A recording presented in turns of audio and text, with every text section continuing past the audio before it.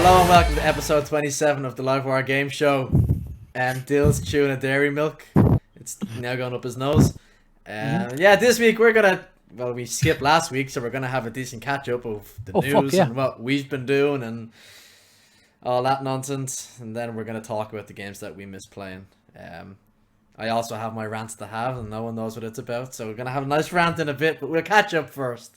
I saw that tweet earlier on. And I assume it's the big D, but it's absolutely to do with that. Yeah, it's the big D and the PvP. Anyway, that one. We'll do a catch up first, and then I'll have my little rant. How have you guys been? What have you been up to? I don't know. I kind of know what you've been up to. But what have you guys been up to the last couple of weeks? Steven, take it away. Go for it. I was going to say you because you've got an hour planned. Which is why I want you to get the fuck out of the way and say your bit. I'm only messing. Get away. Yeah, the last 2 weeks for me have been Stephen, you're actually right, by the way. It's kind of warm, actually. I'm going to take my top off. You keep talking. I can put the red light back on if you want to set the mood. Yeah. Roxanne! Red light. It's the same fucking thing as a t-shirt. What you gonna say? Did you just take your sleeves off? It's like those trousers that have the zip off. Man, I fucking hated them. Your mum would rock him like, I got you 3/4 lengths. First of all, they'd be the ones you unzipped them, and second of all, they were more like 7/8 lengths because they were so fucking like. When I hear 3/4 lengths, I think it's like just below the knee. Just below the knee, yeah. Like I'm just showing off my fucking ankles. It's still sorry, Stephen. To this day when you see outflows walking around with those 7/8 3/4 lengths. 7/8. And they're like proper fucking just out of sync with everything. It's like, are they a trouser? Are they a short? Yeah, but they're just not comfortable anyway. Like they don't give you any benefit. No. Like they let your ankles breathe a little bit, but it's like there's they no don't give you like purposes. There's nothing. Anyway, sorry, Stephen. We kind of derailed your conversation there. Look, this is what a pair like 3/4 lengths. Yeah, they're long I'm shorts. small. I'm 5'7". They're 3/4 lengths. They're like fucking tiny whities on me, so. You're not that tall. 5'11". Yeah, well, 5'8" plus VAT. I'm 6 foot minus VAT. What are you on about? But no, my last 2 weeks have been quite enough, except for a little adventure 3 of us went on. In the land of three of us went on a little adventure, and one of us kind of never came back from the adventure yet. Yeah, one of us got seriously lost in all of the side quests. And one of them never came back to the adventure. My favourite part of it's picking. I just love picking. I was like, oh, look at all the side quests. Kev, quests in an MMO are endless. Like, you could literally pick up 1,000 quests, get an achievement, and you're probably like 1 out of 5 done. Kev is getting full use of I'm over level as fuck, man. It's like doing dungeons that are for level 15 and I'm 10 levels above it. No, wait, I'm level 29, aren't I? I'm 14 levels above the content I'm supposed to be doing. Obviously, it sinks you back down. But yeah, that's how far ahead I am. Side quest, man. I'm just like running around like, alright Kev, let's go to this dungeon, do it. And then all of a sudden, ooh, side quests. Ooh, side quests. Like, for fuck's sake. Yeah, I'll be in 2 minutes, Stephen. Yeah, and then I watch the map and he's like, oh, there's a side quest at the top end up here. MMOs are the one type of game that when you see that exclamation point on someone's head, it doesn't mean you have to go to this person. But you know what's good, right? It actually does, to me, it does mean that. But what's been good is that like I knew that I had 3 dungeons. So there's a dungeon, then you get another dungeon, then another dungeon as part of the main scenario quest. And I knew that I'm going to wait and do those with Steven, so I can just do all this nonsense side quest and stuff. And it kept me busy for a couple of days when I was playing by myself. So it was great for me, because obviously it's the first time I've played an MMO ever. And now I feel like I've adapted fairly well to getting to grips with it. But doing the dungeons was great to have someone that, yeah, you're doing fine, and then complaining about the tank not doing tank things. But all those side quests, they kept me busy. Yeah. So that was my last 2 weeks, was bringing these fuckers through Eorzea, and then Kev getting lost in side quests and Dill just never coming back. I came back 2 nights ago for half and go out.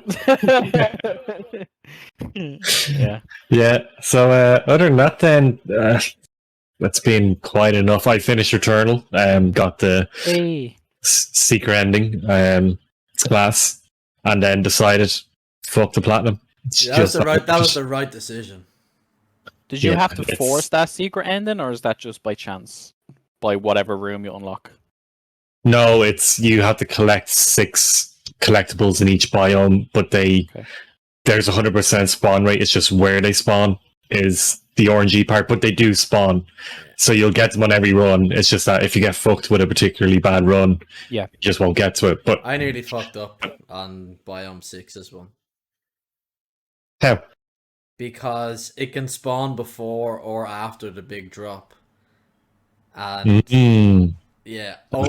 only for I'd done the self res. I can't remember what it's called now, where you go into the machine, the devil machine, and it gives you a free res. My one of them was before the big drop, so it meant like I literally was at the boss room. I explored everywhere, hadn't found it, and it literally took me about 3 minutes to jump off the edge and kill myself because I had so much fucking health. So I was like, jump off, respawn, until I eventually got rid of all my health. And then I also had a fucking astronaut figurine, so I had to go through 2 full lives just to force the self-res on the I can't remember what it's called, to go all the way back. And then I found the sixth fragment then. Jesus. So then I was fighting the final boss with no revives and just a big chunk of health. But it's easy. Once you've done the boss fights, it's like, yeah, I know how to get through this. This is easy now. Yeah. Sorry, I shouldn't say Returnal is easy. I got a lot of hate about that. But it is like it's really not that difficult. But the secret ending is pretty cool, and it led me to like a rabbit hole of some Reddit person who is explaining all of the Greek mythology and the names. Like, this is really cool. It's like, I don't think they really went into all this trouble with it. Maybe they did, but I think they did. I think they probably did. They probably did. To some extent. I think some of the things they said, I'm like, that's a little bit of a stretch. You're getting this from pretty much nowhere. But the ending is enjoyable in that it gives you the final bit of context to go, oh, so that's what this is about.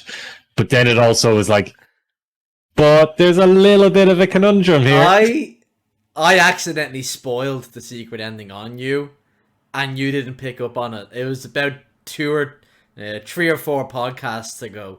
We were talking about Biome 4, and I said, oh yeah, that's in the cutscene at a different point, and it was actually in the secret ending, and you didn't pick up on me saying it. But it was one of those things, as I was saying, I was like, Kev, stop saying this, just spoil the fucking ending on him. But yeah, I actually, and you just, it went completely over, because it plays in the car where Selena, her mom's driving along, and I think you said that, and I was like, oh, that plays in, because it does play in the cutscene. Yeah, no, it plays in several places. It plays in several places. But it plays when she's driving. It's like, oh, can you see the white shadow? And hits it, and then ending, spoiler, ending.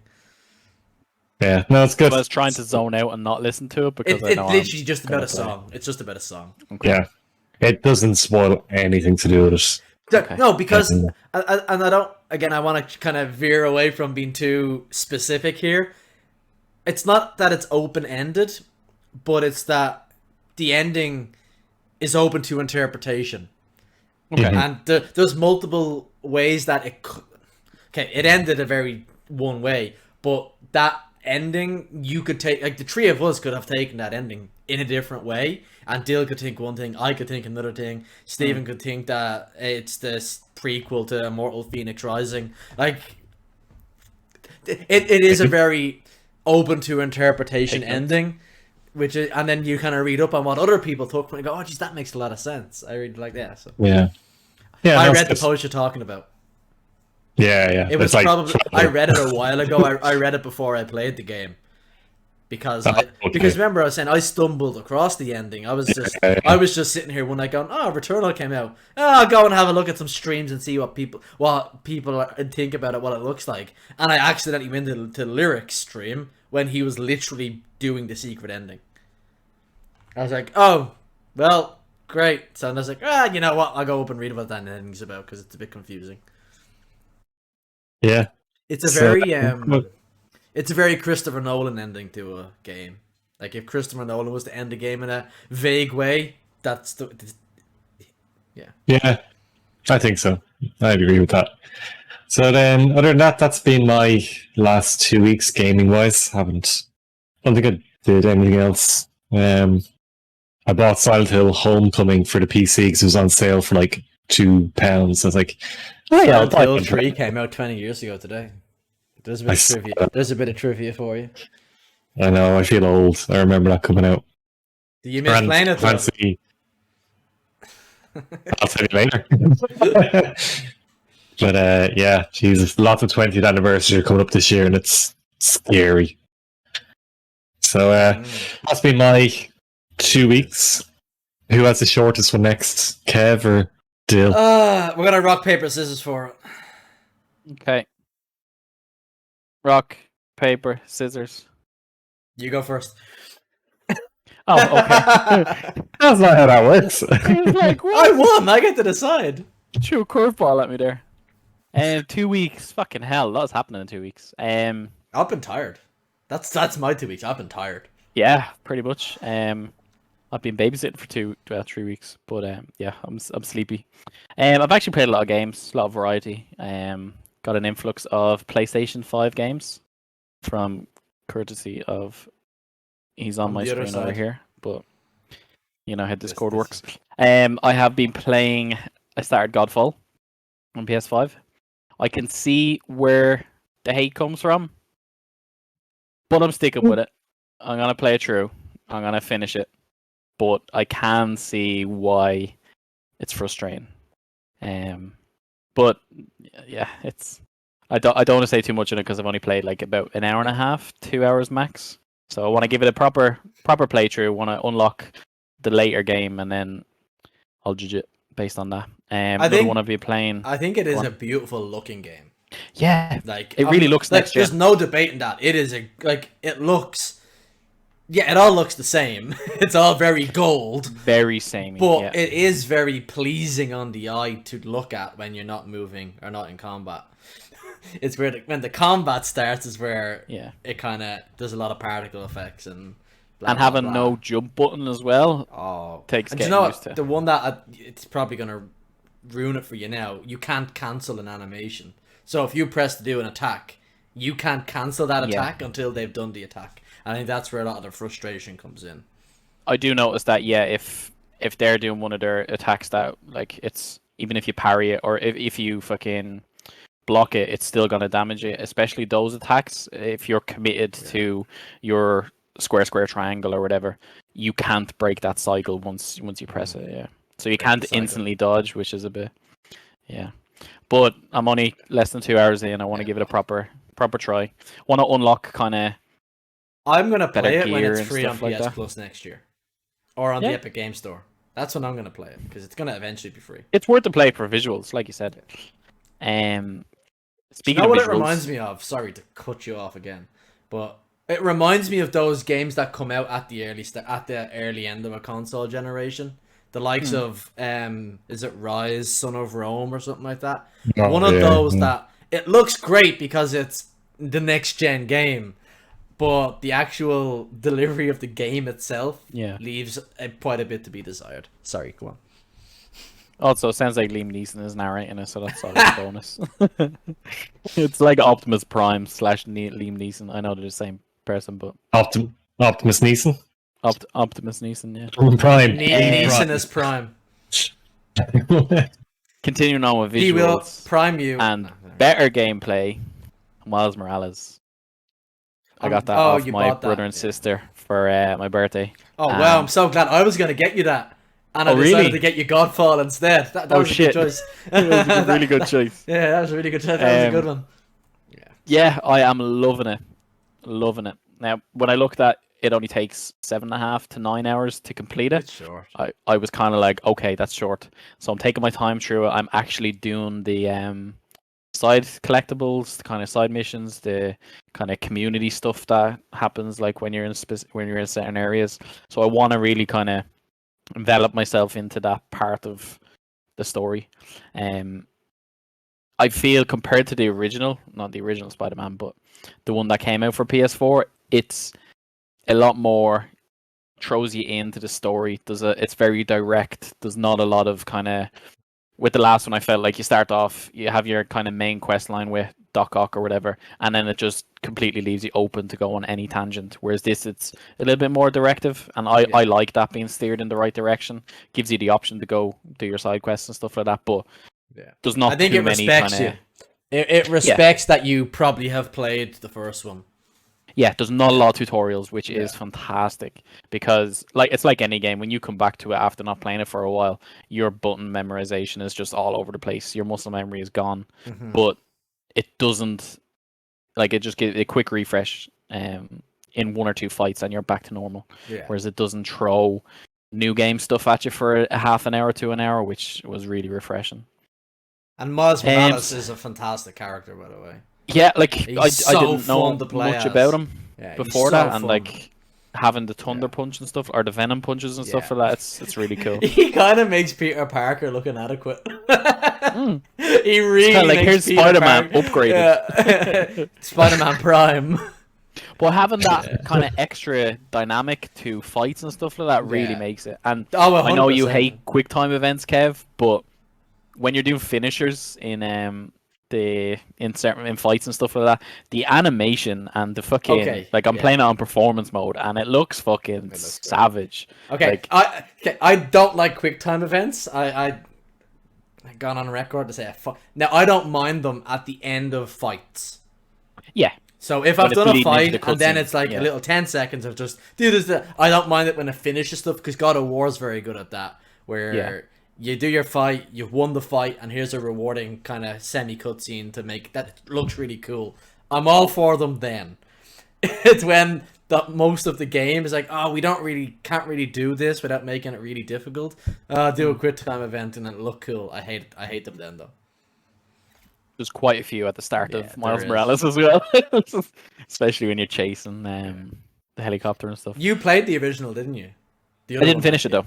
But you played it. And that was another thing, actually. It looks so good in comparison, though. It really I might actually boot it up on the PS5 just to see if it kind of has a better performance. Well, they did actually release the PS5 version of it, yeah.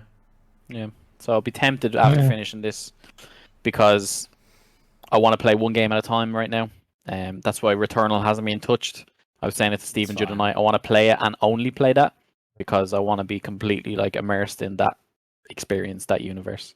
So that's what I'm doing with Spider-Man right now. I'm doing all my collectibles and shit like that. And one thing I actually really did appreciate at the start was when you boot up the game, it gives you the option for a recap. So I clicked on that because I didn't finish the one before that. And it was just a nice little 2-minute introduction to be like, here's where we are in the story now. Here's why this is happening, and Peter's gone on holidays and shit like that. It was just a really nice He's gone to finish to film Far From Home. And he went really far from home to do it. Dad jokes. Oh, Other than that, we tried out the New World closed beta. That was good. It looks more like a Witcher action RPG than an actual MMO, which is nice because it really looks and feels it really looks next gen, like a really modern MMO. Compared to like Final Fantasy has that kind of aesthetic, and World of Warcraft has that very cartoony kind of aesthetic going for it, whereas this is more kind of hyped in realism, and it's real colonial era, like, so everyone is wearing like it's from where I started off in the zone, it was like if Sea of Thieves looked in real life type thing, so it's that kind of look about it, which it was really good. I didn't get far into it. I only got to like level 12 or something like that. So and it didn't just break your graphics card, which was a nep gain. That is very true. Apparently, it was only the high-end graphics cards that it was shitting on. Apparently So not. Jay's 2 cents did the thing, and he had a lot of reports it was anything that was doing high frame rates in the menus, because the menu basically, from what I uncapped. read to it, they didn't cap the menus. So if you were hitting crazy frame rates, it just burned out your graphics card, because your graphics card was just going full whack, burned it out. Now, in fairness, graphics cards were replaced, suppliers were replacing graphics cards, so that's Which was a nice touch. is- Yeah. just great. But I assume Amazon would be getting hefty fees from certain graphics cards suppliers or makers. I mean, it hasn't been taken off the PlayStation Store yet, so that's always a bonus. Oh man, that's What another else rant have I I've been been doing? having. Not a rant. I'm looking forward to next year. That's all I'm gonna say. I'm gonna meme the hell out of it. What's happening next year? PS5 games are also getting PS4 versions, and they Oh. are not gonna run very well on a base PS4. That's very true. True. I'm sipping my Coke for a while. And last of the variety, I've been playing Apex and shit like that as normal. But Tribes of How's Seer? Midgard I haven't touched them yet. I've played against them a few times. Haven't been royally fucked. Been more fucked by fucking Fusey and his poxy nades being thrown like every 14 fucking milliseconds. But that's it. That's another day. Tribes of Midgard is another one Well, another that bit. I've been playing. Played it for the first evening. Absolutely despised it. Didn't want to play it again. Thought this was absolute dog shit. I was sold. Well, not sold because I didn't buy it, but I was sold on some completely different game than I thought it was. Physical trailers led me in a different direction. I was like, how is this what it is? Now I think it's fucking amazing. It's so good. So What is good. Tribes So, of Midgard? Tribes of Midgard is basically, I don't want to say roguelike because it's that whole you die, you lose everything, you start again type buzz. So that's the only way I can describe that kind of cycle. Like you guys have been playing Returnal, but the objective is you get sent from what's it called? Where do you live in fucking not Valhalla? What's the one where you're actually alive? Where does Midgard? Thor live? Asgard. Asgard. That's it. Jesus Christ, you got there. Yeah, you get sent to defend a village in Midgard. In this village, you have a tree, a seed of Yggdrasil, which has 10,000 health. You basically have to defend that for 15 days. Every night, so there's a clock and it cycles from daytime to nighttime. Every night, you get raided by, they're called Heltings, which are just basically random enemies. They only come at nighttime. They try to attack your village and destroy the seed. If they destroy the seed, you're dead. I hate the word seed, but yeah, they destroy your seed, you're fucked. But your basically objective is to keep that seed alive. Anything you kill, harvest materials, loot chests, it gives you souls. You put the souls into the tree, keep its health fucking ticking up. You basically have to survive 15 You're playing days. Gambit. Basically playing Gambit, yeah. Every 3 days, I think it is, a Jotun comes in, and basically a Jotun is a massive boss, massive fucking giant, has like 50k health, and every time you kill one, it progresses up like 100k health, 150, 200k. There's four that spawn. One's a different element. You have dark, then thunder, and then fire, and then ice, and then you have objectives going on in the background to unlock the final Jotun. It's Fenrir, the giant wolf. He's in a cave, and this chap has fucking 500k health. So your basically objective is defend the village, kill all the bosses, make it to day 15, and then jump out through the Bifrost and collect all your XP and shit like that. It's so good, so fucking good. The loop is really satisfying. There's classes, so like one's guardian, hunter, warrior. Each one has different things. One can self res. It's like basically a tree in Destiny, like a what's it called? Class specific tree. So one can self res. One can use weapons and armor without having to keep repairing it and shit like that. Another one can what's the other big one? A healing well. That's another big one. So they all kind of have different abilities, which each time you play, you're restarting at the base, so you can spec into whatever. you get 2 at the start, and then through killing like 3 bosses, you unlock the next one, and then 5 bosses, blah blah blah. But it's so good. It's a really satisfying loop. You can play it solo or up to 10 players online. It's really hit and miss. It's like RNG. You could get put in with fucking class players, or you get put in with people who basically have only started playing the game. So day 2, you're basically fucked. But we've gotten to day 14 so far. We died at the last boss. Was it yesterday or the day before? Which was really annoying because I wanted to culminate that story. It continues on past day 15, but after day 15, it's nighttime because winter's coming. To throw in another fucking reference from another franchise. Just because. So it's constantly endless night, so you just have waves and waves and waves of ads attacking you. And another thing I only noticed the other day when playing it, as the days progress, the days get shorter and the nights get longer because you're getting closer to winter, because it's just basically the winter is coming as a blanket across. But yeah, it's a really good loop. Really enjoying it. Like you can craft gear, weapons, thunder weapons, ice weapons to kind of counter different bosses and stuff. So you're starting off in the center of the map, and you're basically discovering the map as you go out because it's all dark and grayed over. It's amazing. It's very good. For €20, it's on every console apart from Switch. What's the Switch? But can you solo it? You can solo it, and Glad has got the fucking day 76. Don't ask. I don't know. But it scales. So if you're in solo mode or duos, if you harvest down a tree, you'll get like say 10 to 15 souls. But if you're in a 10-player lobby, you're only going to get 2 souls or something like that. So everything is scaled. Damage is scaled. Output and boss damage. There's ads running around. They're all scaled as well. Every ad drops different materials and stuff to craft. It's so good, man. The aesthetic is really nice. It reminds me of Borderlands in a way. The kind of cartoonish / realism look. Yeah, having a ton of fun of it. It's the new Sea of Thieves in terms of you can't just log on for an hour. If you have a good run, you're basically 3 hours deep, and it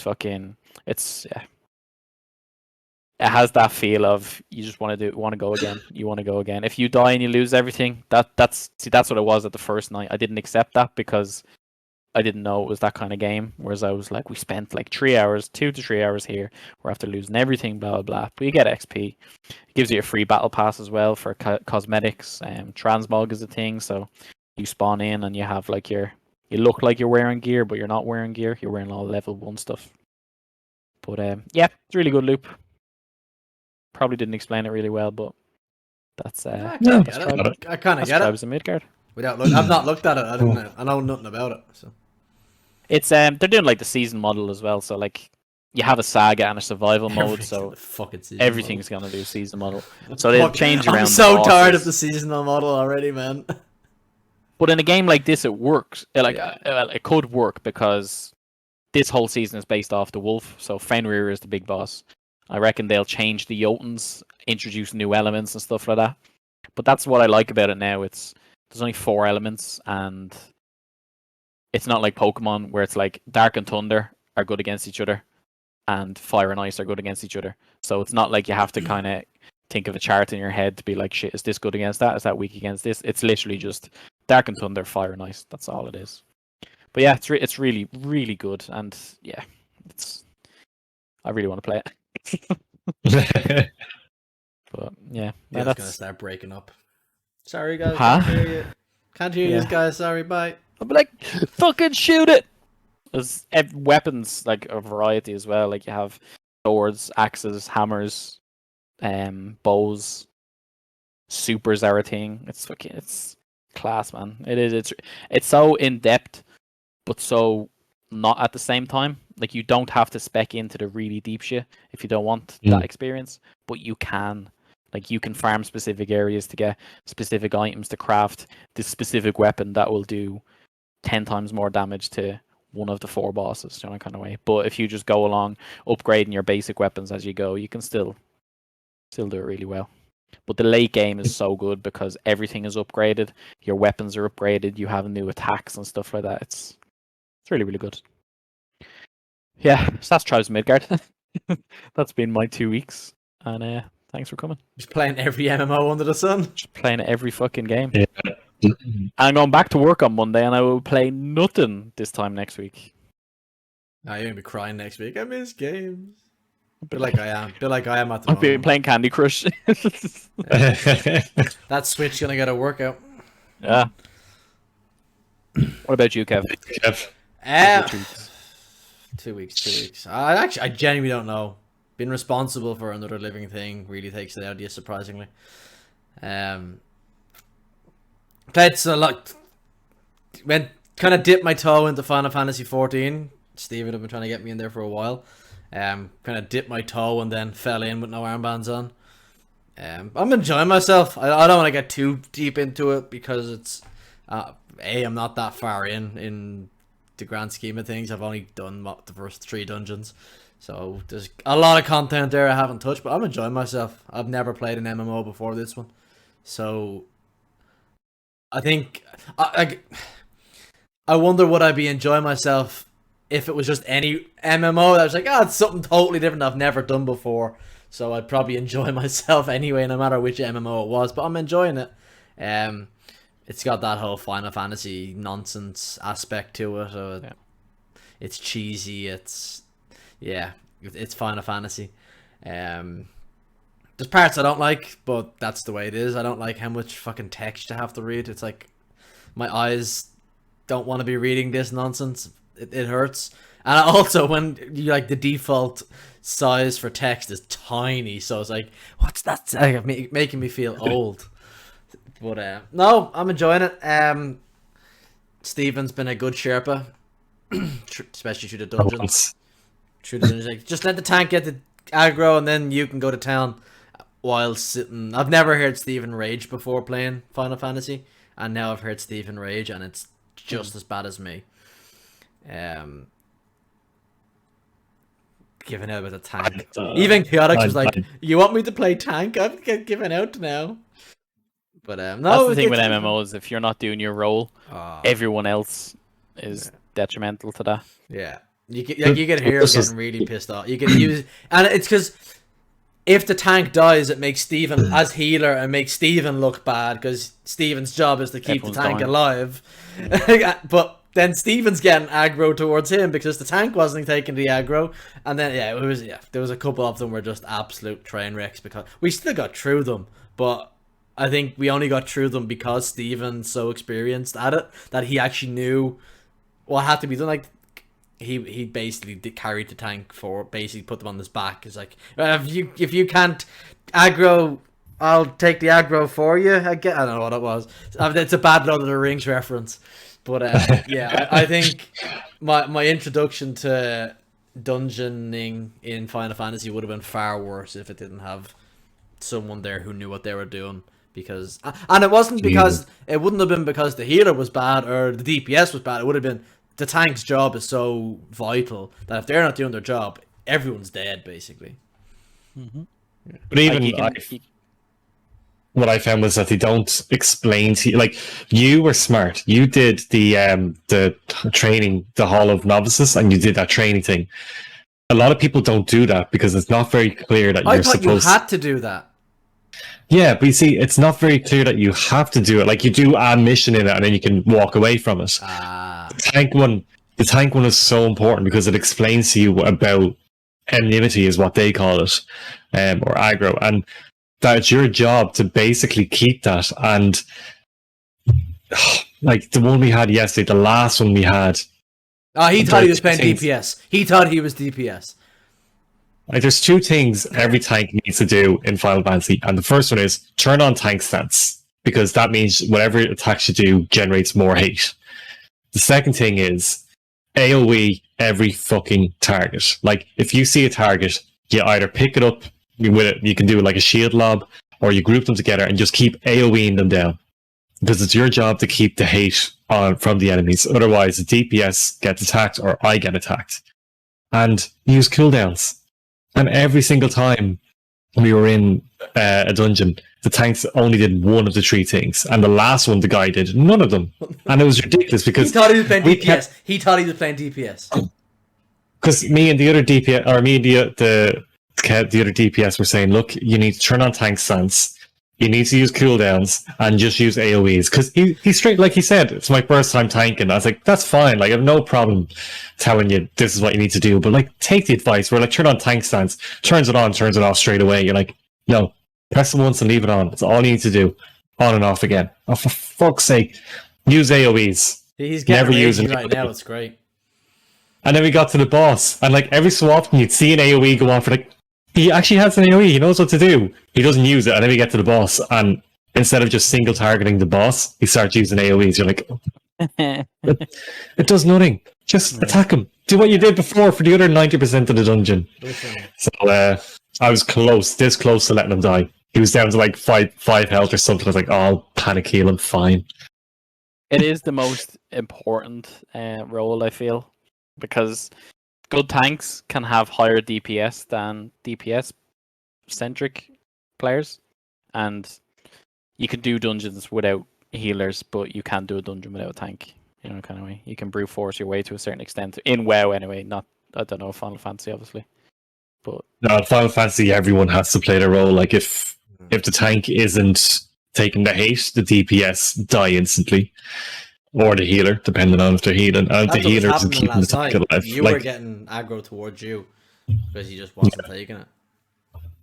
And then, because like unlike WoW, the healer is supposed to DPS as well. So I have to juggle DPS and the enemies while healing the tank.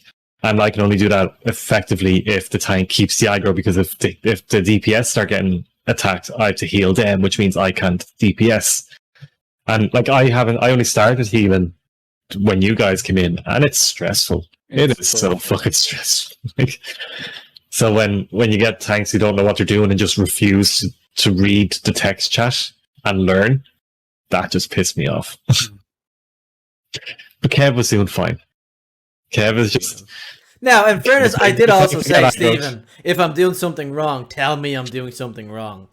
Like, I'm not going to be like, oh, no, I'm doing fine. I'm not going to be a dick about it. Like, if I'm not doing something the way I should be, just tell me, and that's how you learn. Now, obviously, I'm just amazing, and it's fine. I'm doing everything right the first time. But well, there was one thing that I noticed last night, and I was like, I won't tell him yet, but I'm going to tell you now. Don't use Life Surge straight away. Why not?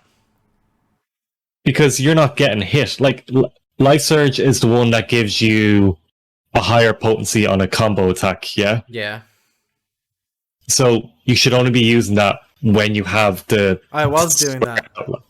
No, I saw you opening a battle with Life Surge. Yeah, that was a misclick. That was a misclick.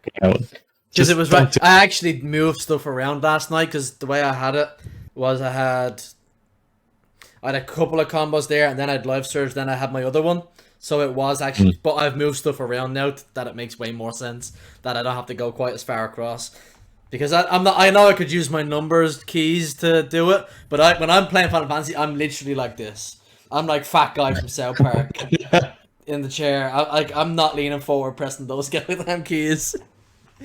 So what are you using? Are you using Q, E, or T? And yeah, Q, WSAD, and then my mouse. I'm clicking on them.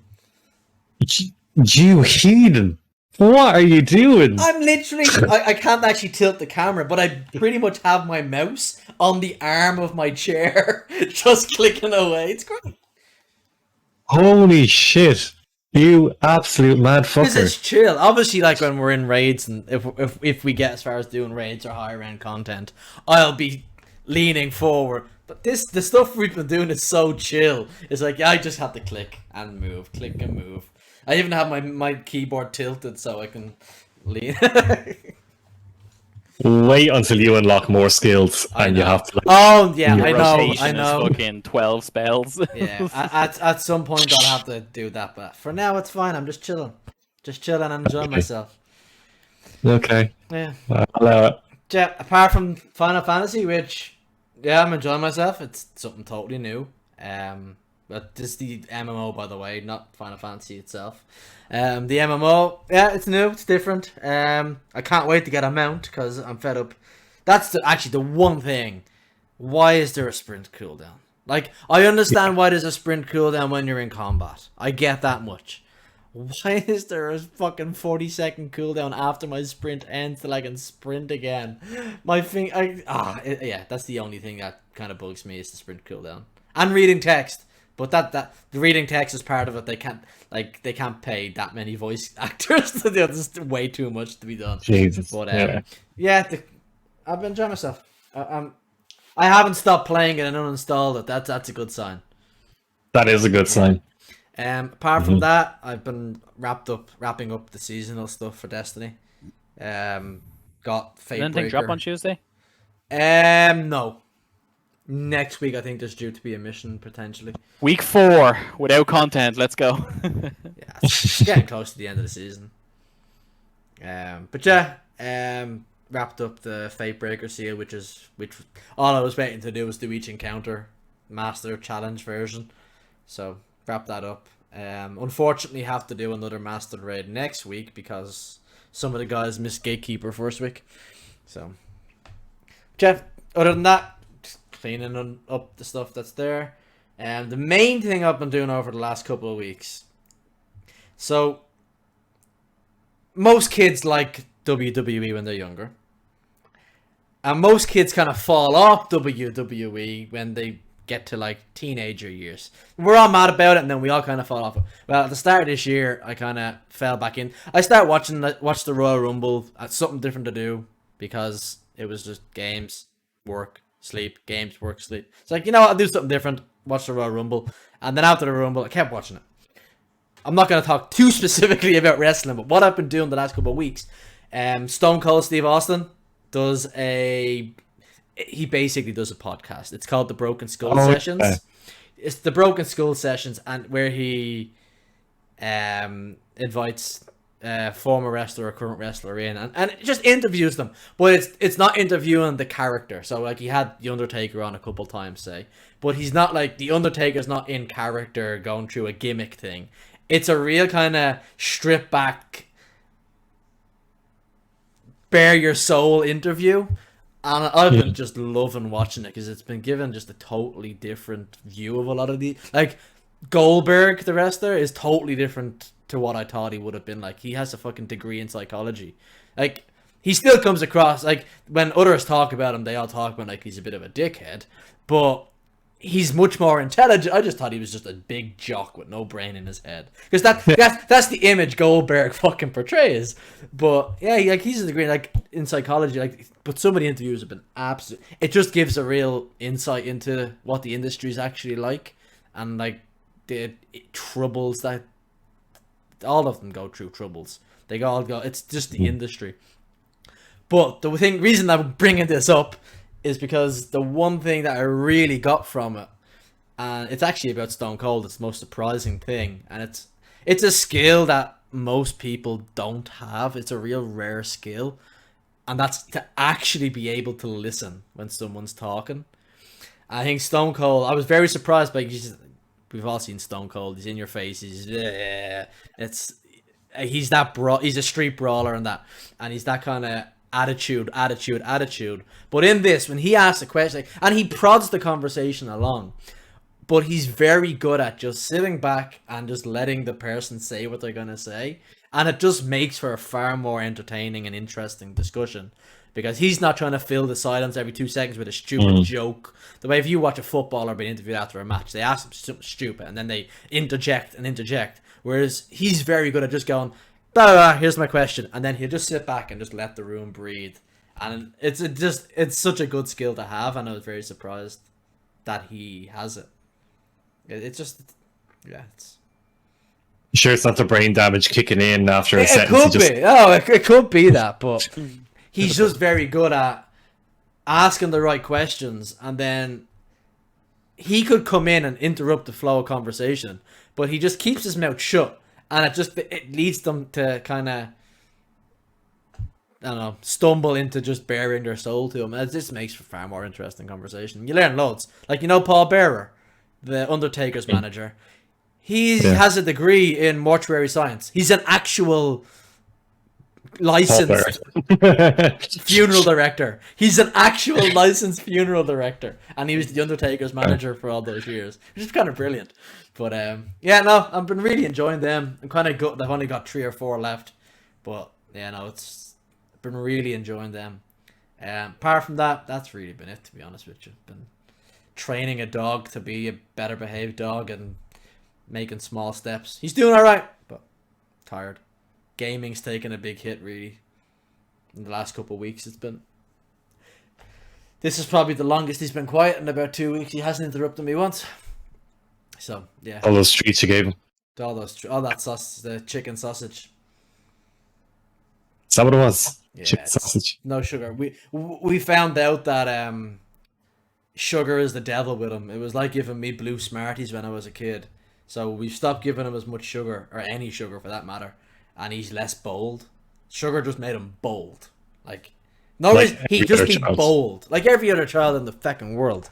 So took away the sugary treats. We're giving him meat treats instead, and he's a much better behaved dog.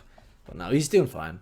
Yeah, I'm just busy with that, really. Looking at what games to play next. I sent Steven a DM of a game today and he ignored it, so we won't talk about that. Oh, shit, you did. I didn't even see that. Anyway, before we move on to the main topic, I'm going to have my little rant. And it's a quick one. It's a quick one. So, it's to do with Destiny. Joe Blackburn put out a tweet yesterday, the day before, about PvP. And all that he said was great. That's not what my rant is about. So, it's great to see that stuff's been done to Destiny PvP and then Gambit at some point. It's great. It's all good. But my rant is, it doesn't matter what Bungie do with PvP. They can revamp the whole thing. Sandbox changes, super changes, rebalance everything, bring in new weapons, bring in new rewards, bring in new maps, bring in new competitive structure, revamp it doesn't matter what they do. They could do the best thing ever. The truth is, the Destiny community will not like it no matter what they do. It doesn't matter what they do to trial or to PvP in Destiny, because the community, the vocal part of the community, is still gonna fucking hate it, and they're still gonna fucking moan about it constantly. Because if you look back, it's historically they did it. In Destiny 1, where they all talk about how good it was in Destiny 1, the reason PvP became what it became in Destiny 2 Vanilla is because they complained about what Destiny 1's was like. So it doesn't matter what they do with PvP, the vocal part of the community is still gonna complain about it non-stop. That's just that. That's rant over. I'm done. It's the age-old, they don't know what they want. Yeah. They think they know what they want. We'll give them what they're telling us, and then they'll be like, we don't want this. Yeah, exactly. So what you're saying is get PvP out of the game. Not really. Like, I'm saying I get mean, the money, get rid of focus that out of the game, community. get rid of that part of the community. Because, like, Yeah. I think it's great. Knowing, more maps are coming back, great. Bringing back, revamping trials, great. Bringing new maps in every season, great. And revamping the reward structure, fucking great. But what's gonna happen is, and you can bookmark this, in a year's time, we're gonna have the exact same complaints about Destiny PvP as we do now, because that's just what they do. And it's just what they've always done, and it's just what they're always gonna do. Thank you for coming to my TED Talk. I'm happy to move on to the main part of the conversation. Before we go, I saw a TLDR of that fucking Joe Blackburn thing. And the one thing I picked up on was that you're getting one new map in the next 12 months or something like that. And everyone was like, "Oh my god, this is amazing!" I was like, "One map? Like it's one map I don't per give a season. shit It's about one map PvP. per season. So Is it per season? yeah, so 4 maps But in the next 12 not months. counting the old maps. No, it's one map per season starting in the Witch Queen. Okay. Right, well then that nullifies my TLDR because obviously I didn't get a good TLDR. Yeah. But yeah, it is what it is. It's just what it is. Not They're everything always has to be gonna- competitive. Just enjoy it. Fucking Exactly. And I even hate at the PvP moment, community. I it's don't care not if like the game modes aren't as bad at the moment as people go on about it. It's a couple of things. It's A, franchise fatigue. They've been playing this thing Okay. for 7 years. They're fucking tired and bored of playing it. And B, they've never been happy to begin with. Bungie are lose-lose. If they change too much, you're changing too much. If they don't change enough, it's like it's stale. It's the same thing we've been playing. Go play other games, you absolute knob jockeys. Exactly. If you don't, Jesus Christ. if you don't like something, Games don't are do fun. it. If you're not getting the satisfaction from your game, move on. exactly, Come back to it in 3 or 4 months. exactly. If you don't, if something's not making you happy, find a way to not Stop do doing it. it. Exactly. That goes for anything. If something doesn't make you happy, find a way out, in a good way, positive, constructive way. Except for heroin. Don't Advice right there. Yeah. Right. Then I'm happy to move on now. I just wanted to have that little rant because I've been thinking about it all week. But like, doesn't matter what they do, people are still gonna be unhappy about it. So, it's what the Destiny community do. They like to complain. Not all everybody. I'm seeing on Twitter now is everyone giving out about slideshot or sliding I in there, don't see any of it. It's great. and I'm just Oh, like, I it's never probably once in the kept a 12. weapon with slideshot because Yeah. I play on controller and I don't like sliding because of the way I have to hold my hand. It's probably in the twab. I'm reveling in this now. But anyway, yeah, let's move on because Destiny. Fuck. Yeah, fuck let's Destiny move right on. now. I just wanted to have a quick rant. First one up, Stephen. You've been quiet for a while. What is the first game that you miss playing at 50 minutes on the podcast? I gotta throw this one in just for what Dale said. Destiny 1. Oh, I'm out of here. I'm not gonna lie, I do miss playing Destiny 1 sometimes, but not because So this is the Destiny thing, right? not because Destiny 2 doesn't satisfy me, but just because No, it was an easier time. It was a more mysterious time, and the dog's barking. I told you he was quiet for too long. No, I do actually genuinely have that on my list. So, like you were saying, I think just time. Like we think this was what 6-7 years ago. We were all at different times in our lives. We had a lot more. I definitely had a lot more time to give. I thought you were about to say you had a lot more hair. Sorry. Probably true too. But no, it was, I had a lot less Right. weight to begin with. Destiny made me fat. I'm gonna get you a T-shirt that says that. But and just the spider printed on it. Like I just there's so many fond memories of Destiny 1. I know if I go back to play it now, I can't because it's 30 frames, it's the FOV, it doesn't have all the cool features that Destiny 2 brought into it that we take for granted now. Yeah, quite big difference. Yeah, there's a huge difference. They're two completely different games. I couldn't go back and enjoy Destiny 1 now the way I enjoy Destiny 2. But there's still that bit of nostalgia of like I do miss that time playing it, and getting Vogue in this season kind of brought some of that back. Like, oh yeah, like this, it's nice playing Vogue, but it didn't feel the same because you're way more powerful. You've got, except on fucking day one definitely didn't feel as powerful. But there was just something around that time with Destiny 1, maybe it's because it was like the first proper game to nail its kind of, well, actually it didn't even nail it, did it? The content cycle, No. but 6 that out of 10. live service, that live service model worked in ways that I think if they had done it now, didn't, and very few games have since been able to compete with the games that are you pay for first, and then you have your DLC drops. Like obviously Apex has nailed it and it's going on well, and Fortnite as well, but there's no upfront cost to those. If there was an upfront cost, I'd say a lot less people would play them. Definitely, yeah. And I think that's why Destiny gets a little bit of a shitstorm, is that there's a €60 upfront payment plus your €30 for the rest of the year. And that's the thing I hate, because people, it's like they need to justify every euro or dollar from that 60 on like what you're getting in the game. It's like it's not supposed to be looked at in that way, you know. Whereas that's why free to play games thrive so much, because everyone can just give it a chance. Yeah, and I just miss playing Destiny 1. I don't think I could go back and enjoy it now, but I do miss the time I had with it and what it brought. So If you could that's get it my at first. 60 plus frames on, See, I don't know. Like if they ported it over to PC and PS5, and you got your 60 frames and the FOV, I think if people went back and played it, they complain because it doesn't have a lot of the quality of life changes. There are things I'd enjoy, like I'd enjoy a lot of the strikes, and I'd enjoy go back and doing like Throw to End and all the other raids and stuff, and it'd probably make a weekly ritual out of doing those things.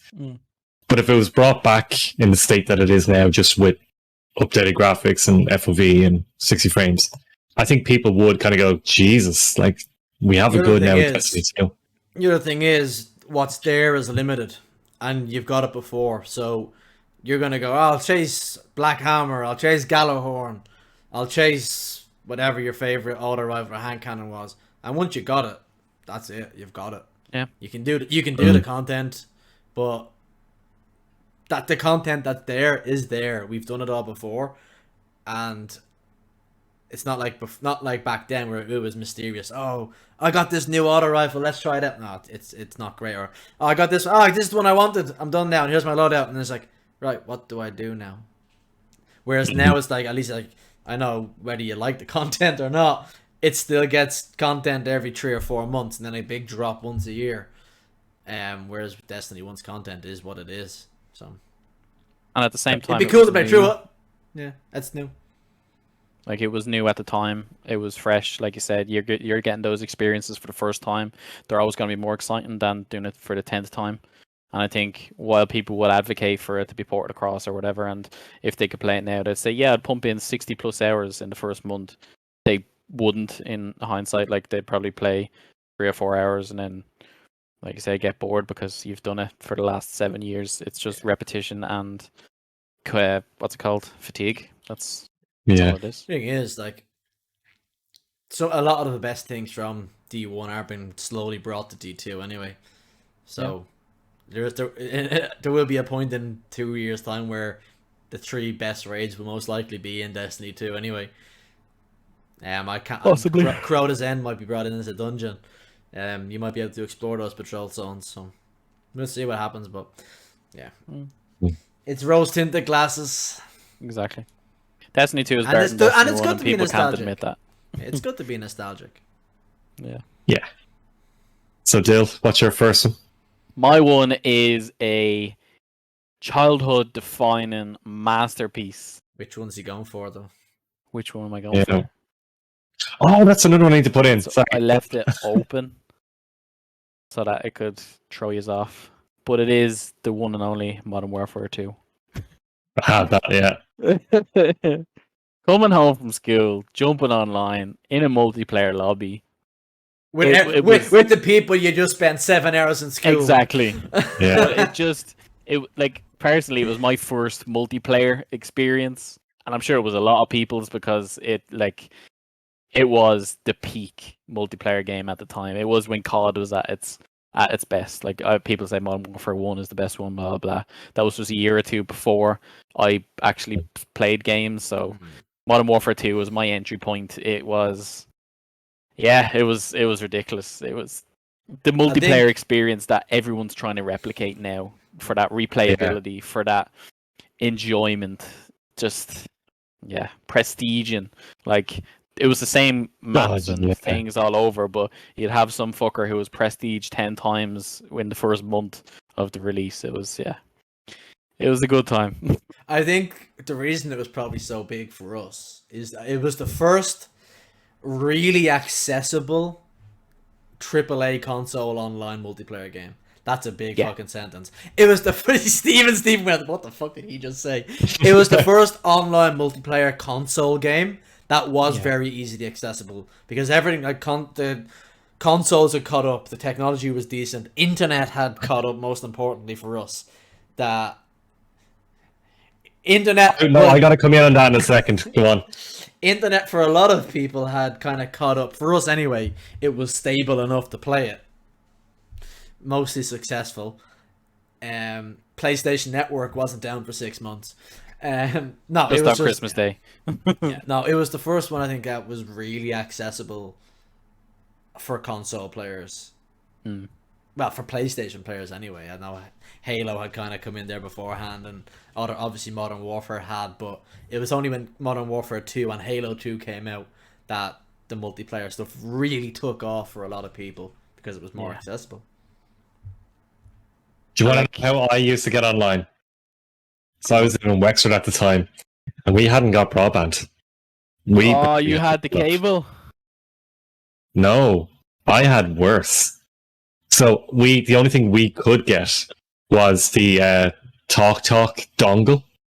Do you remember those the laptop dongles? So you'd connect it in to your laptop and you'd get wireless internet. It was shite. But you couldn't connect that in. I connected into the Xbox, like, oh, connect this in the Xbox, you grand. It doesn't recognize. I was like, all right, well, how am I going to figure this out? I spent about a week trying to figure out how to make the laptop talk to the Xbox so that I could trick the Xbox into thinking it was a modem. And I learned how to do. Got a crash course in networking and how to make the ports talk to each other, how to do all this stuff, and I made it work. And it was the laggiest fucking experience ever. I was mopping up in lobby. You were the guy that we couldn't kill that one day 12 years ago. Wow, great, thanks, Steve. Yeah, that was me. 12 years has probably been a bit kind. It's probably lag switching than the Steam one. It's fucking 16 years ago since Modern Warfare 2 came out. Holy shit. Yeah, but I think it's because it was the first one of our generation that was like, I know you had your RuneScapes and stuff like that for PCs, and you had your Halo for Xboxes, all those. But yeah, it was like you said, accessible. Yeah, it was the first accessible because one of the Metal Gear Solids had an online thing back in the day on PS2. Subsistence. Subsistence. Solid 2 Subsistence. Way back, but it just wasn't accessible for the majority of people. But should you remember SOCOM was out on the PS2 and you had to have some special deals like in the back of PS2. SOCOM US Navy SEALs, fucking love that game. Yeah. The hoops you'd have to jump through to get online. Yeah. But man, Modern Warfare. I remember I got the free fucking headset with that. You know, yeah. Did either of you ever get the nuke? Did you ever call in a nuke? In Call of Duty? Yeah. Yeah. No, I never did. With your dongle. My dongle, yeah. That was the nuke the whole time. Steven was basically lag switching. Yeah, pretty much. Essentially. We all basically were back then. Did you ever jump back into any of those old Call of Duty games like in the last few years? Every single lobby is hacked. It's crazy. I remember for the PSP, I used to play, was it Medal of Honor? Had an online mode. Wow. And I used to play that in bed. And I remember there was literally just people flying around, fucking auto hangul. Like everything was just permitted. It was crazy, but it was so fucking fun. It was before I even knew hacking was the thing. I was like, this is class. Like a Bollywood movie. It was just fun. I remember we used to all bring our PSPs into school and we'd all be playing Tekken Dark Resurrection in the back of English class with our PSPs. And fucking Keen Matthews was the best in the class at fucking Tekken Dark Resurrection. But yeah, we'd literally in the back of English class button mashing Tekken on the PSPs. That was funny. Yeah, Modern Warfare 2 was my my first one. Kev, I got with the one that was on the cover of the podcast for today, and well, one of the two. First BOR I played, first BOR a lot of people played. One of the reasons I built a PC because it was going gangbusters at the time. If you play it, like, some people still love it, some people still play it crazy amounts, but it's just like in comparison to like the likes of Apex, it's just not polished. In comparison to Call of Duty's BR, it's just not polished, and it's PUBG. When I came across the PC first, I built a PC to play Destiny 2 on PC. While waiting for Destiny 2 to come out, I also dipped into PUBG and absolutely love PUBG. I used to play it with Griff, I used to play it with some of the guys, but it was just just like MMOs are at the moment. It was something totally new for me, but also for a lot of other people. PUBG was great fun when it was before Fortnite had its BR, before everything under the sun had a BR. It was fantastic. Obviously it didn't age very well. Yeah, I just love playing PUBG. I remember my first game PUBG, we were driving through just driving to the zone, and there was a guy camping in a bush, and literally just went splat through in the bush. And I was like, "Yeah, I'm sold on this game." And that was, I had no experience with playing with an MNK then, so I was absolutely. I was just gonna ask, dog shit. I was dog shit, but and it's the same way. If anyone's ever trying to play MNK now, it's like, oh, what advice do you have playing MK? It's like, the way I got good at it, inverted commas, was I kept my keybinds as simple as possible. So if I was playing a first-person shooter, or any shooter or whatever, my keybinds for PUBG were the exact same for my keybinds for Destiny, or for when I played Titanfall. So if I'm playing similar games, I use the same keybinds, so that I didn't have to... Because when you're trying to learn M&K, it's just about building that muscle memory of, use WSAD to move, and then a shift to run, and space to jump. And then I put my reload and my crouch on the side of my mouse.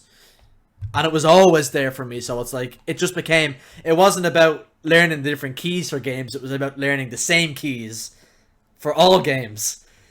So that's the advice, is keep your keybinds in the smallest window as possible, so that you're not reaching across to try press J or L or K. That everything you need is around WSAD. Your grenade, Q, E, or F, G, and then the ones Z, X, and C. Keep everything as in as small a window as possible, and do the same thing for the same type of games. And that's how I learned. But yeah, I was shit back then. It was hilarious. But I was never one of these people that couldn't run and shoot at the same time. But it was just my reactions were a bit slower, or my... Yeah, it was really my reactions were just a bit slower, or it was just about training that muscle memory.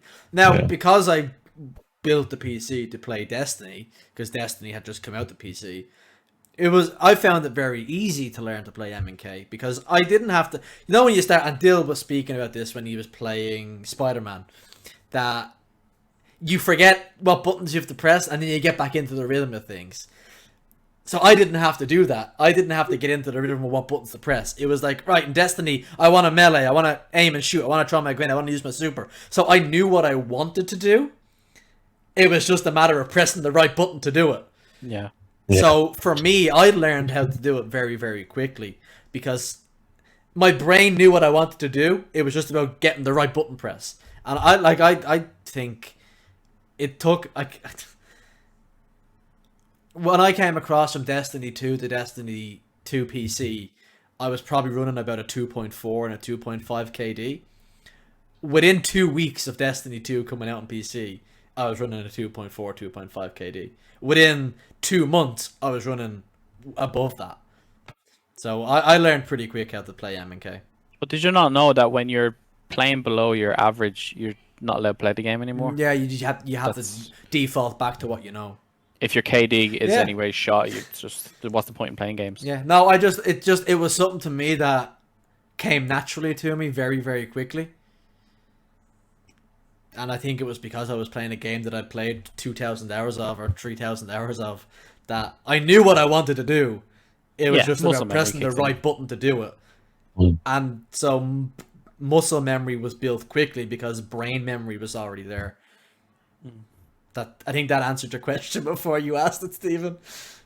Yep. Yeah. Yep. Like, I struggled with PUBG at the beginning because that was totally different, but it didn't take me long. Like, it took me no time at all. And now it's like, oh, I want to play this game controller, I want to play MK. It doesn't matter to me now. I don't like playing first-person shooters with a controller because it just feels like I'm moving like a double-decker bus.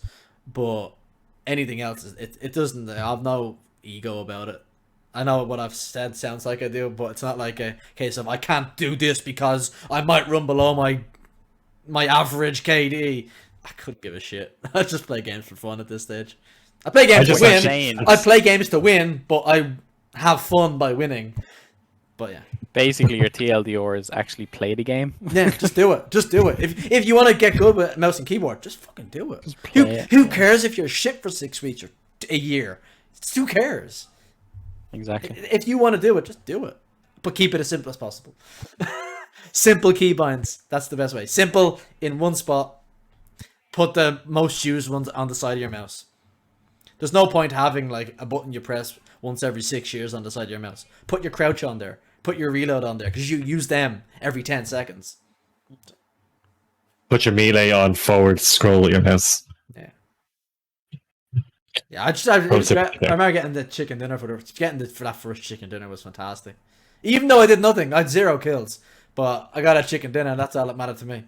It's just the participation at that early stages, isn't it? It's like getting your first win on Apex or whatever, or getting a kill. Like, you think it's great, but then it's like when you record a clip and you're like, oh my god, that felt exhilarating. Yeah. Like your blood was pumping, you were literally fucking shaking and sweating, and you watch it and it's literally the simplest kill. But you know what? It's one of those things that when you get good at it, though, when you get semi-decent at it, it feels great. Satisfying. Yeah. So satisfying. Yeah. But it's funny looking back, like, if you look at like where Battle Royales went after PUBG and original Fortnite, like, there was no res. When you died in PUBG, you were sitting there watching your teammates run around for the next half hour, 40 minutes. And it was boring. Whereas Apex obviously brought in the respawn system. And then the rest all copied it because that's what they do. Fortnite They copy each other because well, it works. COD has the gulag. So, yeah. But, Jeff, I never enjoyed another BR the way I enjoyed playing PUBG. Even though Apex is so much more polished than it. And Apex is the most polished BR. It's the most fun one. It's the best to play, but I didn't have as much fun with it as I did playing PUBG for the first time. Despite PUBG, like, PUBG gets a bit of hate for how it looks. Like, the character models look very PS2, but the actual maps don't look bad at all. They look quite real. They look quite good. But it's how it plays. It doesn't play like a polished game. It plays very... It aged badly and quickly. I feel it's that whole thing where, on paper, like for example, comparison PUBG and Apex. On paper, Apex would probably win on 99% of the aspects from a statistical point of view. But like you said, it's how you feel playing the game. It's what you take from it, and that's not something that's like someone could argue to the death, being like, you should enjoy this. This is better in every front. Like, but it's how you enjoy the game. It's how you perceive certain things. It's like, it's how you feel it, you know.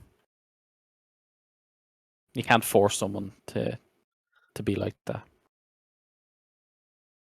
But yeah, Stephen, take us away. Part 2. Part 2. Yeah, I gotta go with it. With this Destiny. One, this is Destiny 2. No, Destiny. Yeah, I don't know. Yeah, I don't know if you'll know this one actually. Resident Evil Dead Aim. I'm going to the bathroom. This is one of the only Resident Evil games that I actually played through, and the reason I did was because it's the one that came with the light gun. Do you remember that on the PS2? Yeah. So you could play it on controller, and it was, first person shooter kind of on rails, but you could control it somewhat, and it was fine. But then I got the light gun and I played it, and it's so much, because it came with you had a D-pad on the back of the gun. So when you were done moving, you'd put the gun down, and you'd play with the D-pad to go forward. And then you turn and you'd have zombies and just put up the gun and shoot them. And it felt like the arcade games. Like, what was it? Time Crisis? Dino Crisis and Time Crisis, yeah.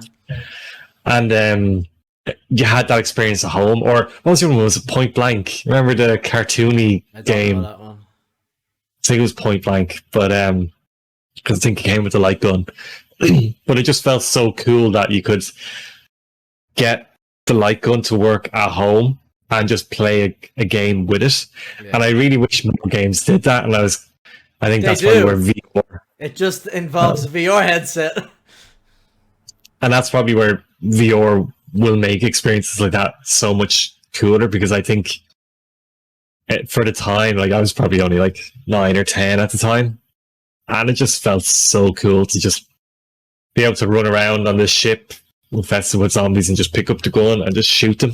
It took the scariness of the game out, because you felt like you could actually shoot them, whereas with a controller, forget it. Basically, Dill, he misses playing Resident Evil's answer to Time Crisis. Yeah, See? Time Crisis is awesome. Yeah. Jono was mad about Time Crisis. I just heard Resident Evil. Dino Crisis. Dino Crisis, that was another one. Yeah. So that's my second one. Although, actually, now that I think of it, the boss in that was way ahead of its time. Boss in that was transgendered. Morpheus. Yeah, way ahead of its time. Back in like 1990. The name is a bit on the nose, though. It is, a little bit. Morpheus from a man to a woman. Yeah, but Or vice versa. I miss playing that. Wish I could play something similar now. Maybe with PSVR 2. Yeah, No, there's some stuff came out about that today, about the PSVR 2, whatever you want to call it. They're calling it the next gen NGVR or something like that. That's the code. NGVR, yeah. But anyway, This is bad as I it can't to wait. find. I know I shouldn't be complaining about the weather being nice, but I can't wait for it to get a little bit cooler again, because it's way too warm at the moment to be playing VR games. oh yeah. You just get so sweaty. It's disgusting. I can't wait. I still have some there. I can't wait to play them. It's just too hot to play them right now. Plus, you might accidentally like hit Loki or something. I need him to calm down. I'd be more worried about him charging in and biting me somewhere. Just in a panic. What are you doing? This looks weird. Arrgh. I'll bite your nuts. Hold on. Oh. Save you.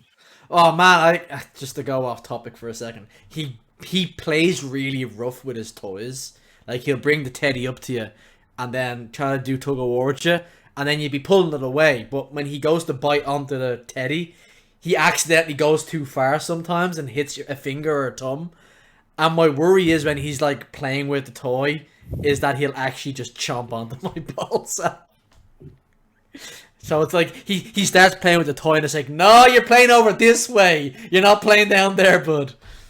Yeah, he likes to play rough. No pun intended, by the way. No pun intended. Bill, take us away with number 2. Numero Dos is also a generation-defining game for me. Where the personally. fuck's he going with this one? Habbo Hotel. Steven, had you ever heard of Habbo Hotel No. before? Exactly. How is it generation defining?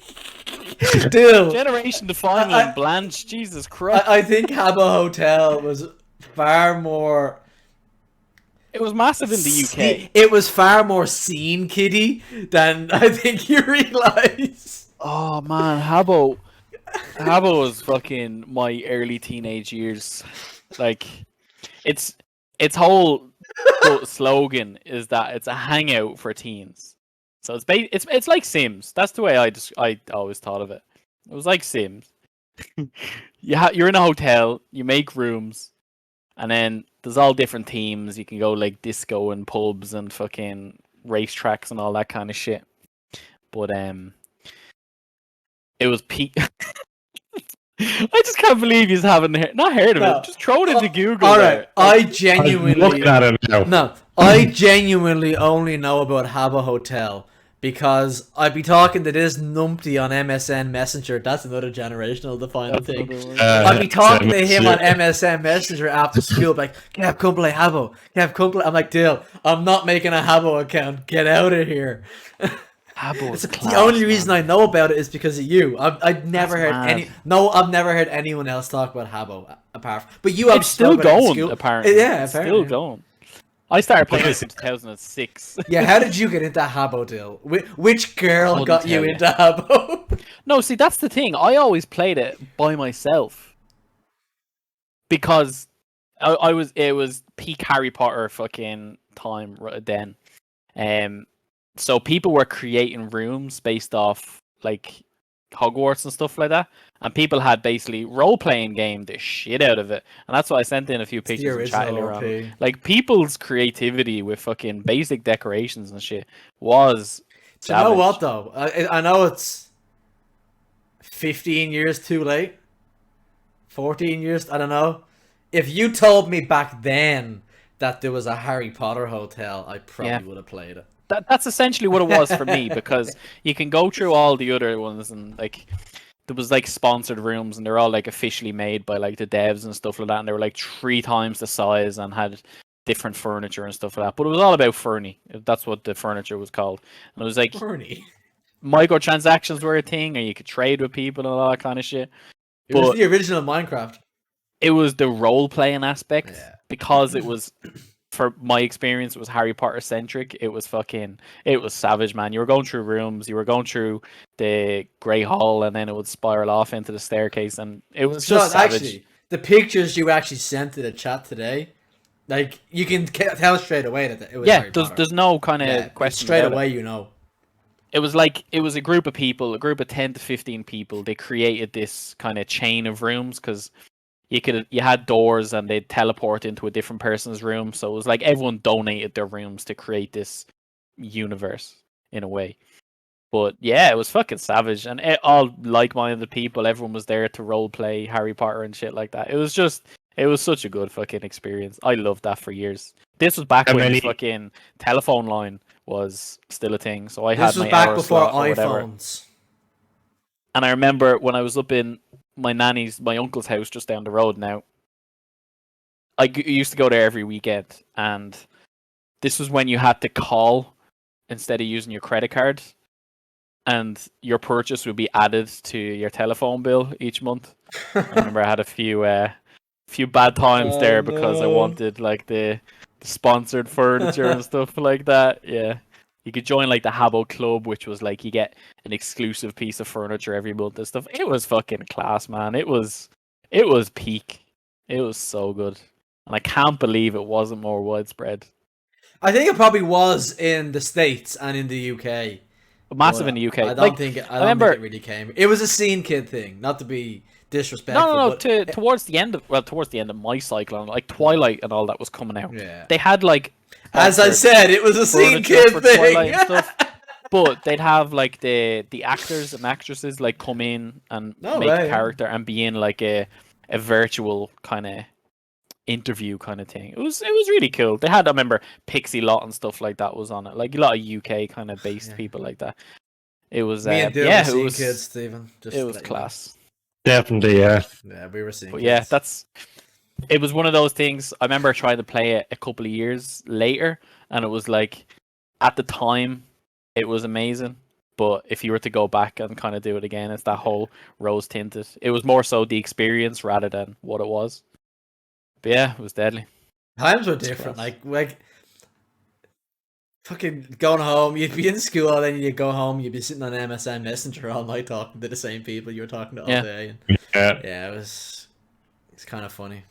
I think we all have relationships that came from MSN Messenger. I know I definitely do. I miss Habbo. What, Bill? That's what this is about. I miss Habbo. I think you should start Livewire one, and we should just watch your progress. See what I'm saying? It's much easier now. Like all those forums and all that kind of stuff. Like there was a whole. Remember when forums were a huge thing? There was a massive like Harry Potter one where like everyone went in and done like your threads for your role playing and stuff like that. Like it was massively integrated. It was class. It was savage. No shame in admitting that. That was in the best times of my teenage years. It took me quite a while to make a Bebo account. I was never going to make a Habbo Hotel account. I'm sorry. You know how I was and still kind of am. I'm a bit weird about that sort of stuff. Fucking Habbo. It's class. Habbo Hotel. Wow. Habbo Hotel. I think it's my turn, isn't it? Yes, it is. Right. This is actually a generation-defining game. Sorry, Dill. I miss it for more just reasons than just the game. The game itself was one of my favorite games ever. Before I go into a spiel about it, it's the Elder Scrolls 4 Oblivion. My favorite Elder Scrolls game. I didn't get into Skyrim quite as much as most people did, but that's just because I loved Oblivion so much. But Oblivion came out for me. Whatever about the game was fantastic. Loved it. Loved everything about it. It was the first game I really sunk hundreds of hours in. That wasn't a sports game or something when I was younger. But it just came out at a time. It came out when we were doing a junior cert on PS3, by the way. It had already come out on other stuff beforehand. But it came out on PS3 just before we were doing our junior cert, and I got it just after we finished our junior cert and sunk the whole summer into it. But it just came out at a really good time in my life because my parents had just split, and it was here's a big distraction for the next couple of 100 hours, and sunk my time into playing that. But yeah, Oblivion was. I think Oblivion. Like, I always played games when I was younger, but it was when I played Oblivion was when I'd say I really became a gamer. Because I played tons, like I've fucking PS2 games. I played Metal Gear, I played GTA, I played all them. But the time I really started to become passionate about games, and it was because it was my first kind of open world RPG game. It was Oblivion. So a lot of like where I really became passionate about games is when Oblivion came out. That was when I really started broadening my horizon into lots of other kinds of games. I went, geez, if this game's this, imagine what other shit I haven't played is gonna be. Because like before that, I'd play like it was like obviously I played Metal Gear Solid and I played GTA, but most of what I played sports games with my brother.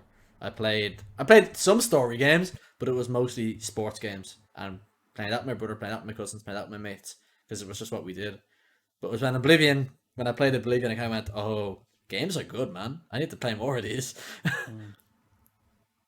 Oblivion was such a good game. Such a good game. As well. Like It obviously has aged badly at this stage because it came out 17 years ago. And it came out 2004. 2006. Sorry, yeah, no, my time is up. 2006. 2006. My time is up. We started secondary school in 2004. My time is up. Yeah. So yeah, 2006. That's the only reason I knew it was 2006. It would have been 2007 for the PS3 when I played it.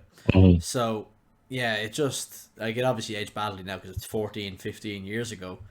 But yeah, it was such a good game when it came out. Giving us the best DLC ever. Man, like, and that's what, like, Stephen, when you watch Loki eventually, I want to have a conversation about a character in Loki because it's to do with... is that... Yeah. No, wait, a character in... Sheogorath. Yeah. That was a great DLC. However, it wasn't the best DLC that came with that game. Horse armor. The original microtransaction. I don't know. Habbo Hotel was the first. Tell you, man, when you had that HC Fernie, the gold couch, the green couch, padded to shit. This was people knew you had credit card debt when you had this. Man, I should have really looked at my fucking PS2 games before doing this conversation tonight. Sorry, go on. When you see how fucking basic ass this looks now, but this was... You talking about Habbo or Oblivion? You had this in your room, you were the shit. Where did you send that? That was a microtransaction. Oh my god. That was the How much did the green sofa cost? Couldn't tell you, actually. Money? I couldn't tell you. Because enough to get a bollock, I'd say, anyway. I bought a lot. Yeah. Kids these days buy footballers and Ultimate Team and get in trouble. Dill bought a green sofa. Yeah, green sofa. And each month it was like a sponsored thing and it was green, that was the theme of it. Habbo's class. Still, Steven, before we get derailed, we need to move on to something new here. Come on. I just know I wanted to do something for Dill. Have a look there in the chat and look at the little emoji. He made an emote of it. Yes! Now you can have a green sofa everywhere you go. Let's go. We're gonna have to start. Only the real ones will understand. Yeah, we'll start putting that into the actual Livewire Discord, and we'll just start putting that couch in until someone goes, "What the fuck is this, lads?" If Kraut wasn't 4 years of age back then, he would have been all over this shit. Yeah, do you know I was actually speaking to him the other day about wrestling, and it kind of made me realize how young he actually is.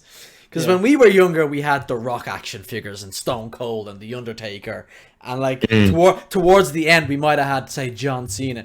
Kraut was saying, "Oh, when I was younger, all my toys were Sheamus." I was like, "Holy shit, you're so young. Sheamus is not in wrestling that long in comparison to what we would have had." I was like, Holy shit, man! You guys are so young.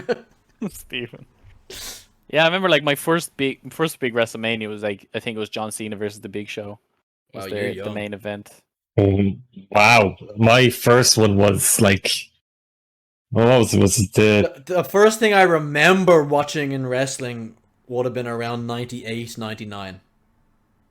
the first one that I remember staying up to watch was the Undertaker Mankind Hell in a Cell. Wow. I was awake That was watching that one. 97. I actually was at a chat thing with Mick Foley, Mankind. He had like a show on in Vicar Street about 4 or 5 years ago, and Oh, yeah, it was brilliant. Mick Foley is absolutely fantastic. He's just a funny human being, but he was not in a good way at that time. Like, I remember me and my brother saw him. He could barely walk. He was so, and like, this hasn't been disrespectful. He was so like, because his body is so beaten up from being thrown off Hell in the Cell, been thrown through Hell in the Cell, which was an accident, by the way. That wasn't meant to happen. He wasn't supposed to go through it. But he was so beaten up and he was so heavy because he couldn't do a whole lot, and he'd retired from any exercise. He could barely walk across the stage. Like, he was sitting on the stool, and it was almost like, geez, if that stool goes, like, he's not getting up again. He's just not. And then I remember we saw him, I think he might have been inducted into the Hall of Fame or something, about 6 months to a year later. And he just looked like a different human being. He just looked like he lost about 50, 60 pounds or something. Like, it was one of those, like, that night we all kind of went, geez, Mick does not, like, he doesn't look well at all. And then you saw him 6 months or a year later, and it warmed our heart to see him that he just turned everything around so much. Now, I think he might have been due to have some sort of surgery or something, or he just had surgery, so he hadn't done a whole lot. But yeah, that was a great show by him, but it was great when he turned it all around and had lost all that weight again. That was June 1998. No, that was the second one. Which one did you see? The first one or the second one? first one. The first one. When was that? Was that not the only one? No, There was two of them. 2 of those matches or 2 Hell in a Cells? Because There the was second 2 Hell in a Cell was. There was two. Oh no, the first one. Sorry, the first one was Undertaker, Shawn Michaels. Yeah. So I would have started watching it not long after that. Yeah, I watched. Yeah, I think I watched it just after that, and then I stayed up for the Mankind Undertaker one. Here's the trivia: who won the title that night? It was neither Undertaker nor Mankind. It was not the main event, surprisingly. Yeah, I can't remember what the main event was. Was it The Rock and Triple H? No, Stone Cold Kane.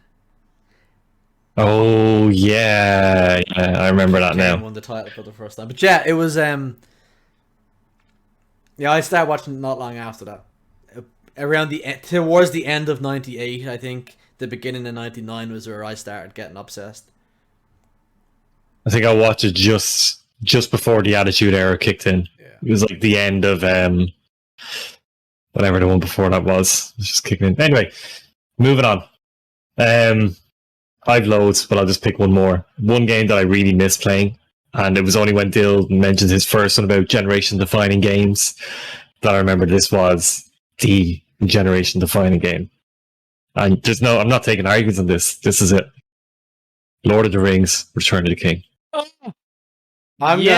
We've had this conversation. Return of the King was not the generation-defining game. The Two Towers was. The Two Towers was better. The two of them together. I prefer Okay. Return of the King. The Two Towers was great. But yeah. That gameplay. They just nailed it with those two games. Yeah. And do you know who made that game? No. Activision? You're going to be surprised. CD Projekt Red. It's Activision, isn't it? It's not the logo at the bottom.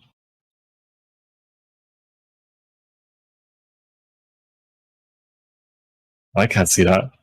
Oh, EA, yeah. It's a single-player EA game. I'm sure if they brought it out now, they charge for all the extra players. Oh, you want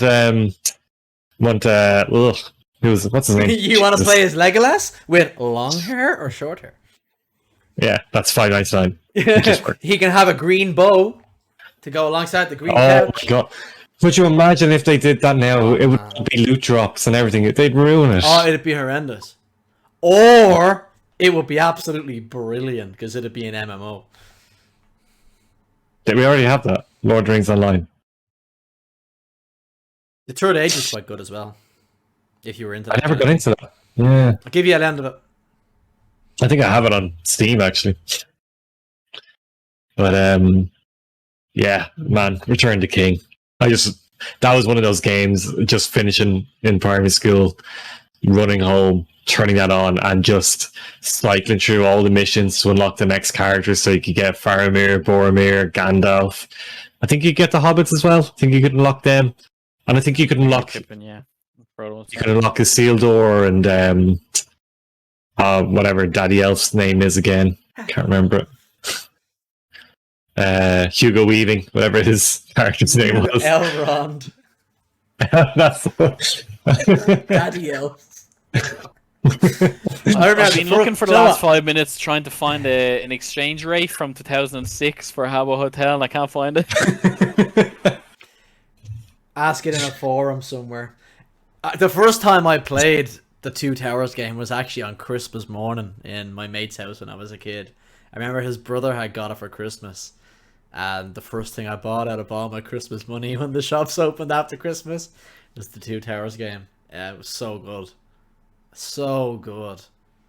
and having like the single screen multiplayer, the couch co-op there. Oh yeah, It just works so well. I forgot. I forgot it was multiplayer. Yeah. Wow. Yeah. Oh, it was so That good. was great. I think my brother took a lend of that game not too long ago. He's like, I want to play this game, and he played it. He was like, this game sucks now. I was like, well, yeah, it came out 20 years ago. But yeah, I just miss that era. Like, I don't miss. Like, no, if you ask, oh, I wouldn't want to go back to being a kid again. I'd go back to being a kid again in a heartbeat. Even if I had to do everything else the exact same way, I'd go back and do it all again, no problem. I had some shit times, don't get me wrong, there's some shit times when I was growing up. My parents separating was fucking sucked. Like, all that stuff is shit, but I'd be a kid again in a heartbeat and go through it all again. just even if it was just so I could see Lord of the Rings trilogy in the cinema again. Like, I remember when they came out, like, I probably told this before, but I would have been 9 when The Fellowship came out. So obviously my parents were kind of like, we don't know if we'll bring a 9-year-old to see Lord of the Rings. And my uncle and godfather was like, nope, I'm bringing all the cousins to see this movie because it's going to be a masterpiece and it's going to be groundbreaking in cinema, and I'm not having it any other way that these guys are not seeing this in the cinema because they'll remember it forever, and I'll argue with you, but I'm fucking bringing them. And he brought us, and we all, like, my brother is 3.5 years younger than me, so he would have been 6 when Fellowship came out, which is a bit young on the young side. But even he looks back and says, I'm so glad I was dragged to see it, because it was a momentous thing in cinema that a fantasy movie was brought into the home, because it was the first one. Fantasy movies were not, they were kind of like they talk, what was it, Peter Jackson talked about, like, they offered the job of Aragorn, the role of Aragorn to yeah. Oh, what's his name? I can't think of his name. Was it Colin? No, No. it was Someone big. big. Yeah. I can't Russell think Crowe. Russell Crowe. And Russell Crowe went, a fantasy movie? No, you're all right, thanks. Which is why It wasn't eventually- mainstream back then. Yeah, it wasn't mainstream. And that was my uncle was like, no, these guys are seeing this in the cinema because this is going to be a historic trilogy in cinema. And he was right. Like, I don't know, Was Lord your of the Jackson? Rings is my... What's Oh, it? excuse me. Was your uncle Peter Jackson? That would have been great, but no, it wasn't. It was his name is Brendan Jackson. Brandon Jackson? Jackson. Trivia: Aragon, not Aragon, Viggo Mortensen was actually going to turn down the role, and his son begged him to take it. He got a phone call Is the it- night before or something Yeah. to come to New Flew him Zealand. to New Zealand, and they filmed Weathertop. They said, we need something really cool to show the producers. Let's film Weathertop. Okay, So that's His my son begged him. third one. Henry, yeah. I'm telling you, if you haven't, go watch and I'll actually link this below because it's so good. Josh Gad did a Reunited Apart last year with the Lord of the Rings cast. If you haven't watched it, go watch it. That thing is... I've watched it like 5 times. Louise like, are you actually watching this again? I'm like, yeah, it's on par with Corey Taylor live in London for how many times I've watched it. Which is also a great show. He sings SpongeBob. Go watch that.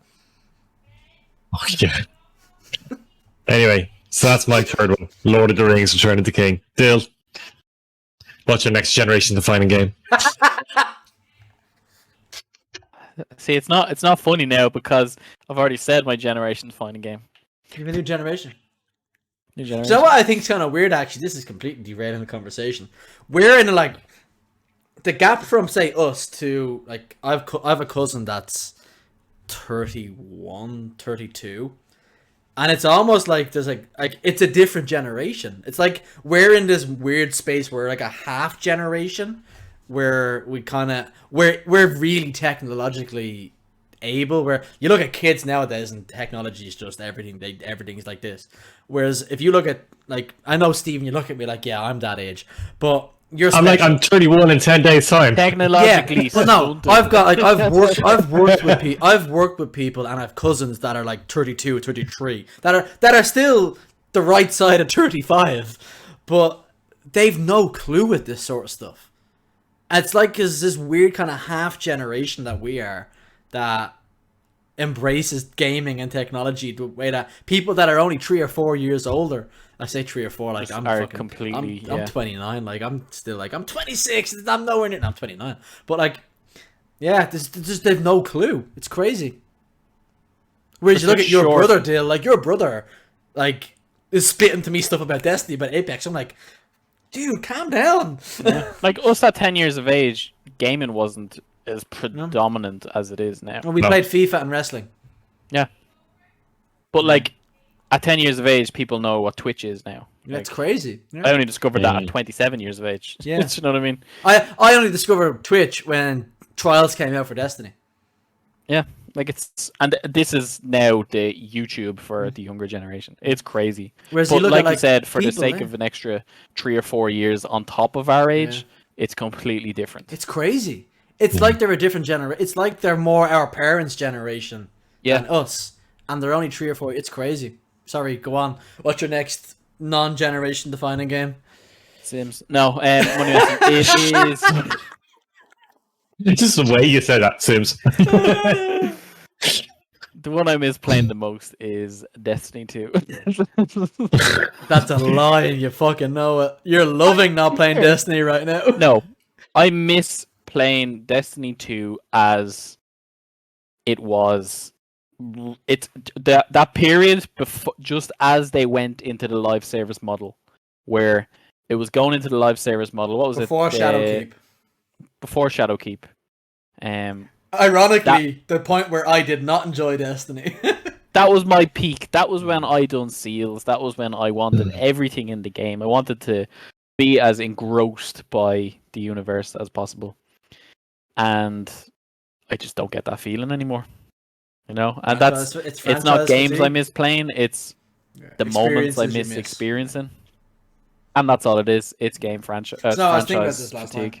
I was thinking about that last night, that I know we've a new season coming up in 2.5 weeks' time. And I know people will dip in, but it'll probably be me and the normal guys that don't stop playing Destiny because we're fucking losers.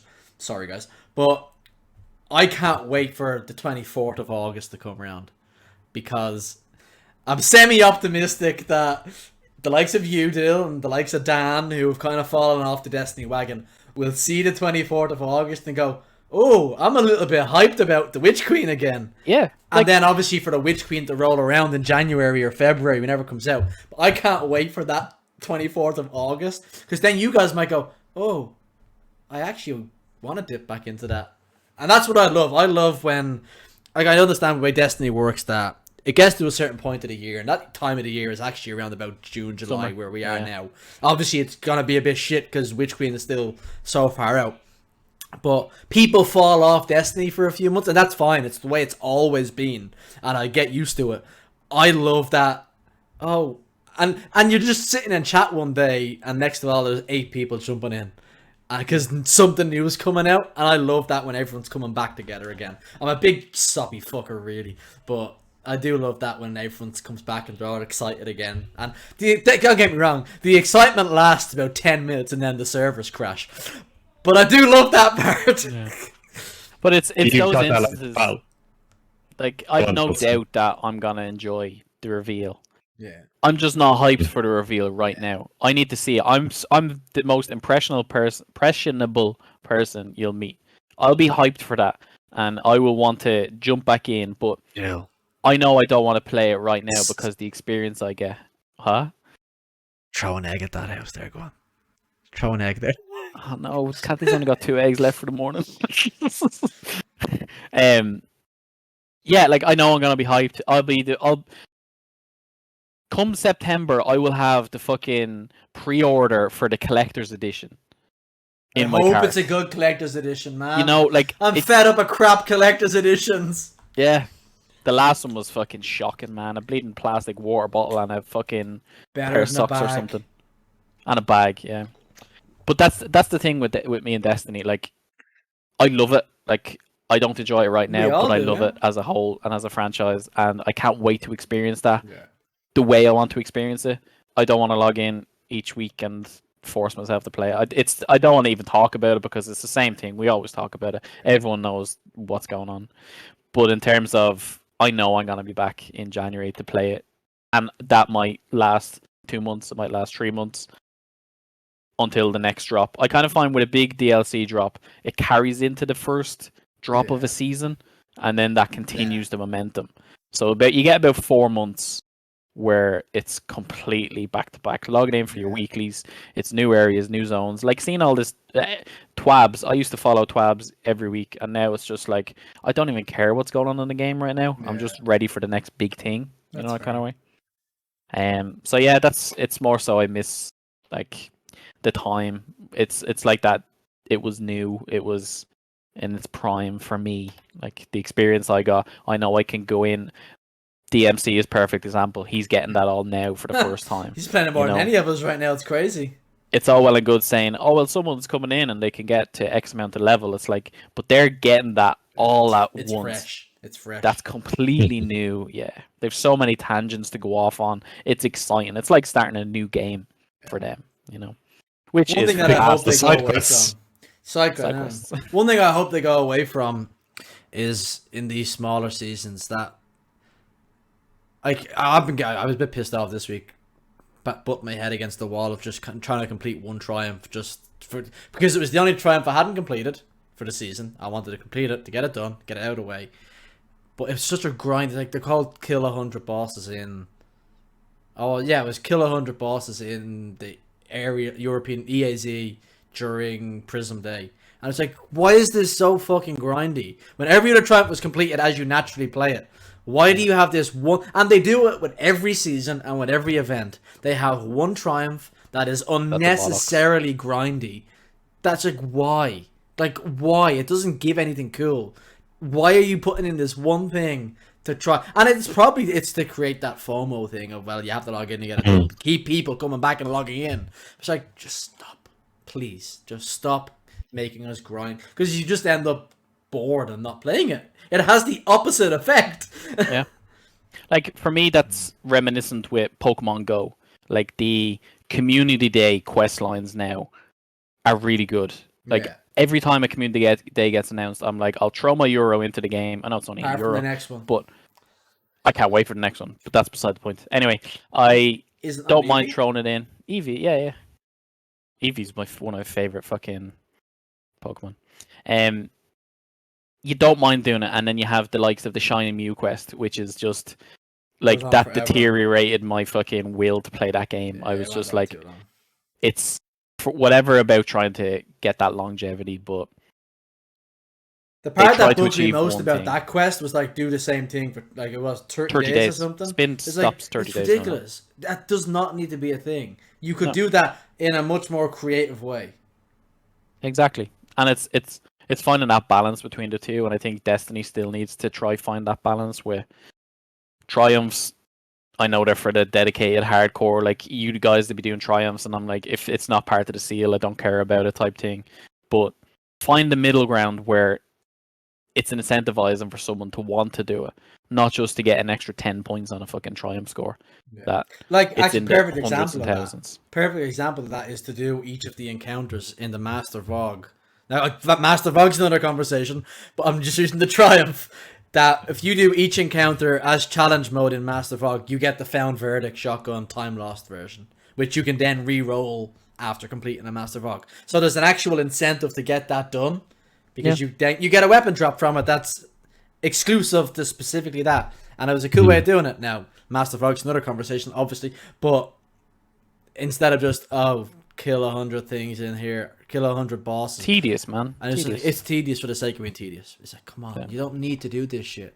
It could have just been kill 100 bosses in the European aerial zone or whatever it's fucking called. Total. Because you would have got that done just as you were doing your other stuff. Yeah. But forcing you to play on prison, it's like, for fuck's sake. I ended up just smashing it out one night. I'm just sitting here till I'm fucking done. It took me 3 or 4 hours to do, but it was annoying me. Yeah. Think of all the side quests you could have been picking up. Exactly, Stephen. Yeah. If someone wasn't online, they were too busy on holiday. Yeah. But yeah, I completely agree with you, Dale. Even as someone who still plays it as their main game, even though I do lots of other stuff as well, yeah, I still agree with you that it has that. It's lost its shine somewhat for everybody. And I know it's mid-year and near end of year console drought, content drought. But yeah, it has 100%. I get it. Because there's lots of other experiences out there that, while they may not fulfill that exact experience, they fulfill similar things to it, and you might get some of it from Apex, some of it from Tribes of Midgard, some of it from playing fucking, I don't know, Miles Morales. Miles Morales. But you're getting that fulfillment that Destiny gives you from lots of other things, and it's a much healthier way of getting it. It's like you said with Elder Scrolls, Kev. You discovered that game and you were like, holy shit, games are more than a sports simulator. Yeah. Like, they have this going on. So it's that aspect of, like, single player games died in 2014 because no one played them because of Destiny. And it was such a time fucking black hole. Whereas now you're starting to dip into other franchises and stuff like that. And you were happy to sink into that black hole because it was new and fresh.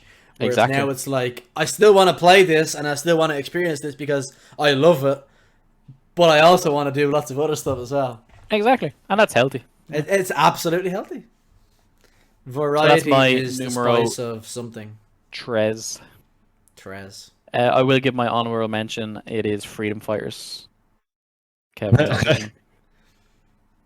Freedom Fighters. I've never played Freedom Fighters. It was just I used to play it with Gaz years ago. It was our kind of. I think it was one of my first kind of gaming. Like, I wouldn't even call it gaming. It was just something to do when you weren't allowed out play when it was raining, and you went into your friend's house after sitting outside their front door getting soaked. I got the opposite. It was, what are you doing outside in the lashes are raining, a t-shirt and shorts? You're gonna get pneumonia playing football.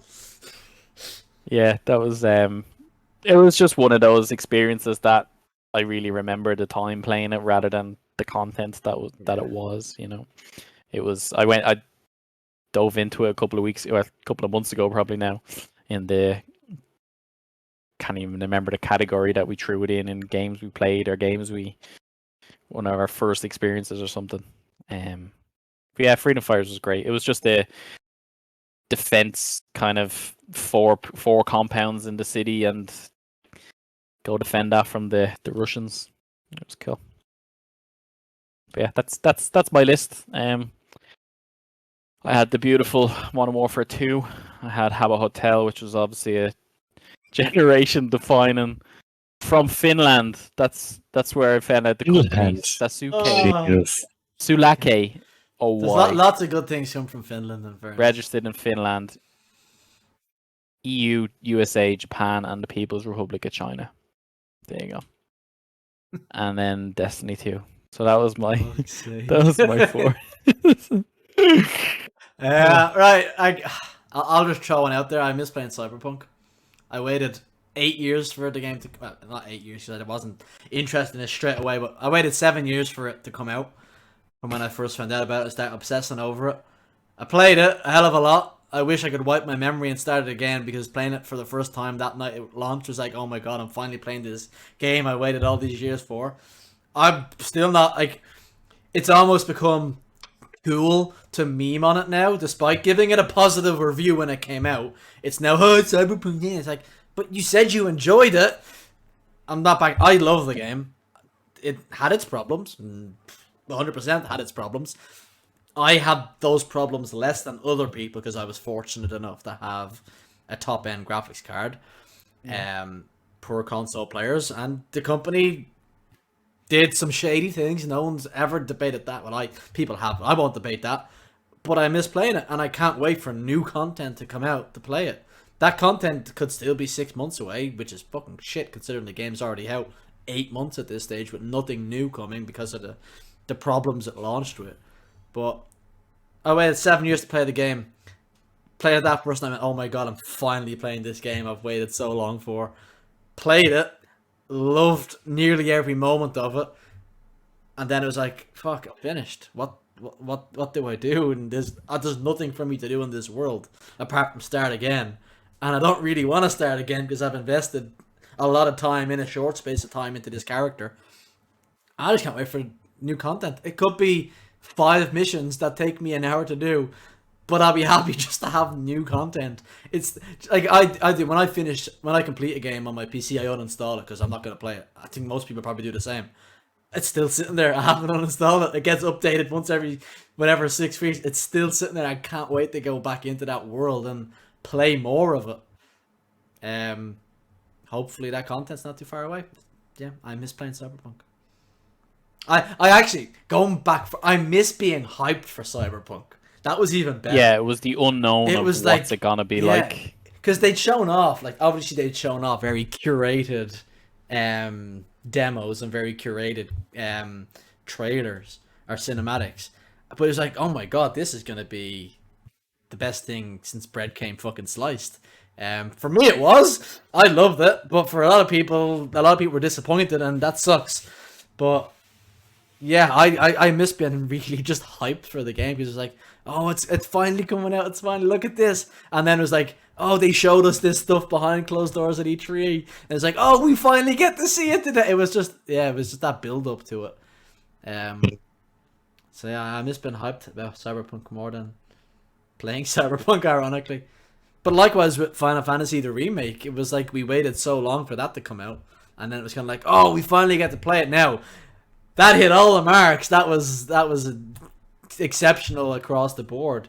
Apart from if you're those super fans who hate everything. By the way, you think Destiny fans are toxic? You should see the shit WWE fans put on Twitter. Holy crap, it's so toxic. Oh, really? It's unbelievable.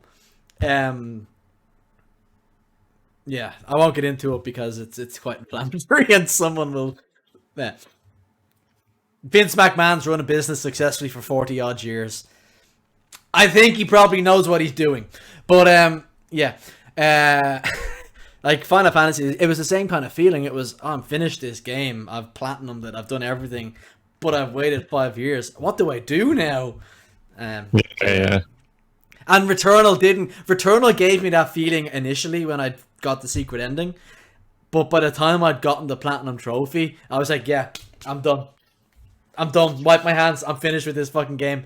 I'm not, like, I got that kind of, oh, I miss playing this. I miss playing Final Fantasy. I miss playing Cyberpunk because I waited so long. With Returnal, it was I really miss playing through the story and having the mystery. And then by the time I got that platinum, I was like, fuck this game. I'm done. I loved it, but I'm done. I'm fully I'm fully satisfied and also a little salty. So yeah. Have you any more? Like don't expand on that comment. I know we're over time, so I'm just gonna throw out a few honorable mentions. Yeah, no news this week. No news this week. Don't worry. I'm not gonna do news. It's all just game delays anyway. So, two games in particular, a series of games that I missed playing are Sonic Adventure 1 and 2 on the Dreamcast. I don't miss playing Sonic. Sonic made me angry. Nah, Sonic Adventure was where it was at. It was like the 3D version and had a story and cinematics. It was amazing. And if you ever watch Sonic X, the cartoon? See, I was mad at Sonic. Man. You're such a nerd. But the Sonic Adventures linked up with the stories in the cartoons. It was awesome. I miss Need for Speed Underground 2. Yes. That was so good. Especially the soundtrack. Devil May Cry 1, 2, and 3. Metal Gear Solid. Star Wars Rogue Squadron. See, I've played a lot of those games, but I don't miss playing them. If that makes sense. No, I'm not saying your feelings aren't valid. I know. I'm not invalidating your feelings. I'm just saying I played them and I look back on them fondly, but I don't miss playing them. If that makes sense. And then I said Metal Gear Solid. Pokemon Stadium 64. That was good. I need to get a copy of that, man. I bought my brother an N64 a few years ago for Christmas. I need to get Pokemon Stadium for it. And then the one that I probably missed the most, and I just can't play it because Club Penguin. Oh no! I re-downloaded Habbo Hotel. Unfortunately, my shit. Nah. Phil, you should start streaming you playing Habbo Hotel. I'm telling you, that should go off the fucking. Oh, dude. That's what I wonder. Is there anyone on Twitch actually streaming Habbo Hotel? You know what? That's a good one. That's a shout, man. I'm checking that right now. Sorry, I go through all my old rooms. It's fucking class, man.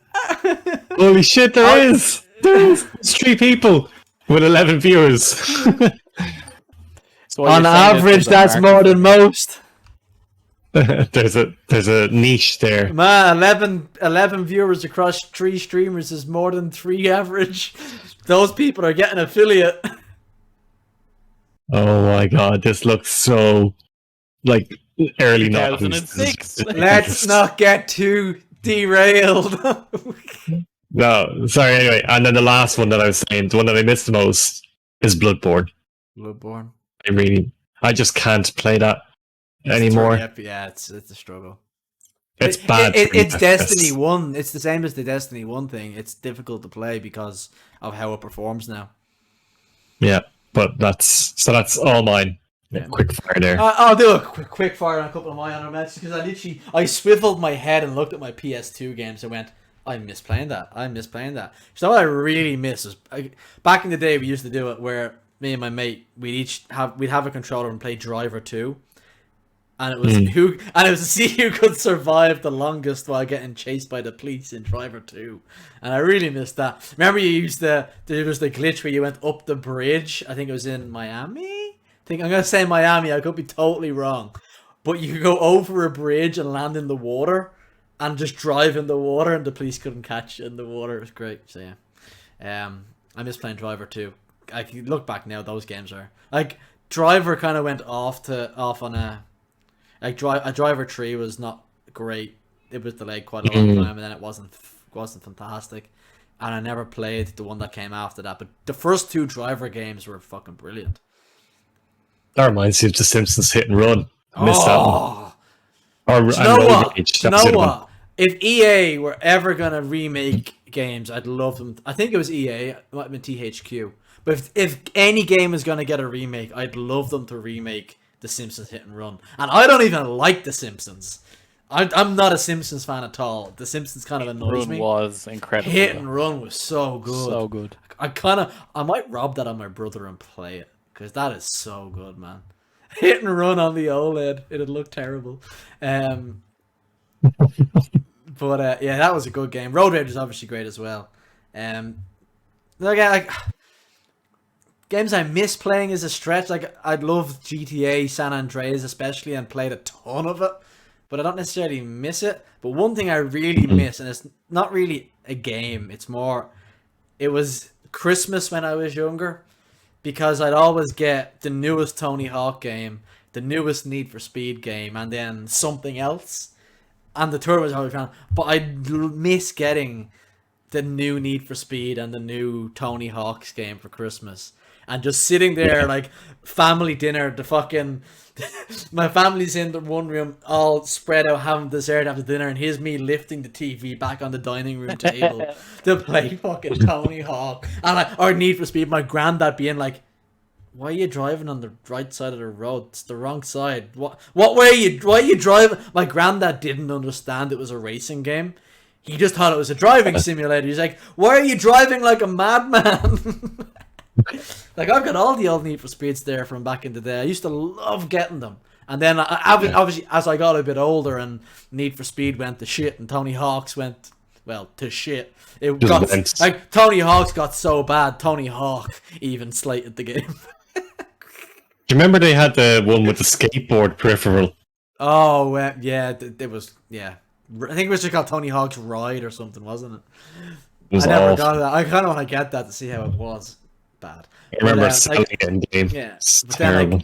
Then, as I got older, then like I started getting the Assassin's Creed games for Christmas and getting other stuff because games had moved on and I was starting to get more interested in more games. But yeah, that's really like I miss playing FIFA with my brother when we were younger because it was like we still do it now every so often. But I miss playing that. I miss playing the WWE games with him. I miss playing Pro Evolution Soccer with him. But that's more.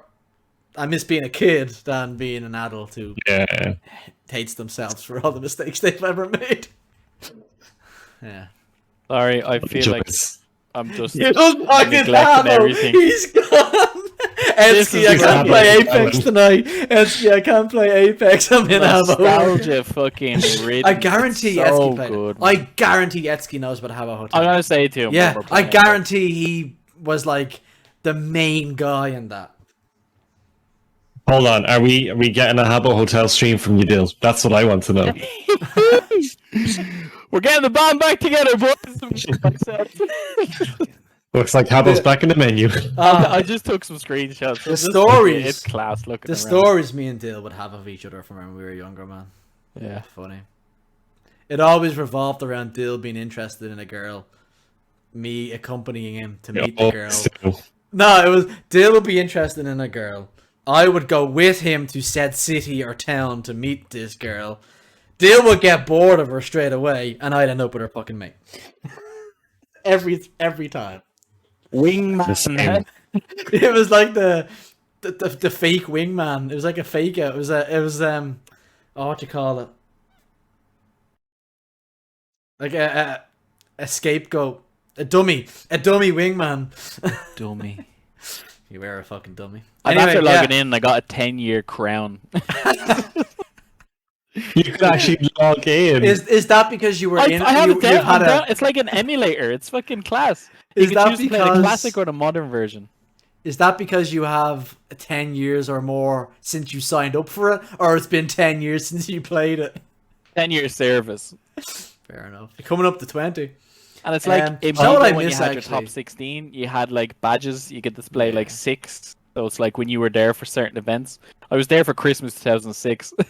Wow. Christmas 2006, man. Holy shit. I would have been, 14? I would have got Warhammer for Christmas. I was there for the MTV EMAs in 2009. Wow. Wait, you would have been 17 at that stage. That's a little too old to play Habbo Hotel, dude. Do you know what I missed though? Oakheart lives on, okay? Felix Oakheart. Do you know what I'm gonna call a new character in fucking Final Fantasy, Felix Oakheart. Do you know what I miss? When we had a free class in school in 5th and 6th year, when we got those interactive whiteboards and you could go online and we'd be sitting in free classes playing the world's hardest game on the fucking computers in school. Anyway. The news this week was Horizon got delayed, Kena got delayed, New World, everything got delayed. Yeah. But Habbo's back. The PS Plus games for this month are not worth talking about, and A Plague's Tale is free on the Epic Games Store. That's me. Thank you for listening. If I- you- I'm- Man, I've got a smile on my a smile on my smile? face now. Fucking hell. I'm waiting for this Habbo stream now. Like I'm all in on it. Let's I go. would share my stream, but it's on my PC and this is the laptop. Fuck. Another one thing we do need to do, I need to do is a Warhammer stream, where I just take all my Warhammer out. It would literally take about 4 hours. I've got that much. That's no Habbo Hotel. It's not Habbo. Steven is fucking hooked on this Habbo. Stephen, I'm telling you. But see, it's yeah. I'm not touching it. I'll be done. Oh my god, I've done so many Hawk games. Hangout for teens. What are you doing here, old man? Anyway, yes, Like, I'm gonna just sign it off there before it gets even weirder. Thank you. That's been episode 27. We will be here next week because we're not going to be little crybabies anymore about being too tired because they've got a dog to mind. Thank you for listening. We will see you next week. Look at that for a quick sign off. Not See you on showing Habbo. it to someone else. See you on Habbo. Oh my goodness.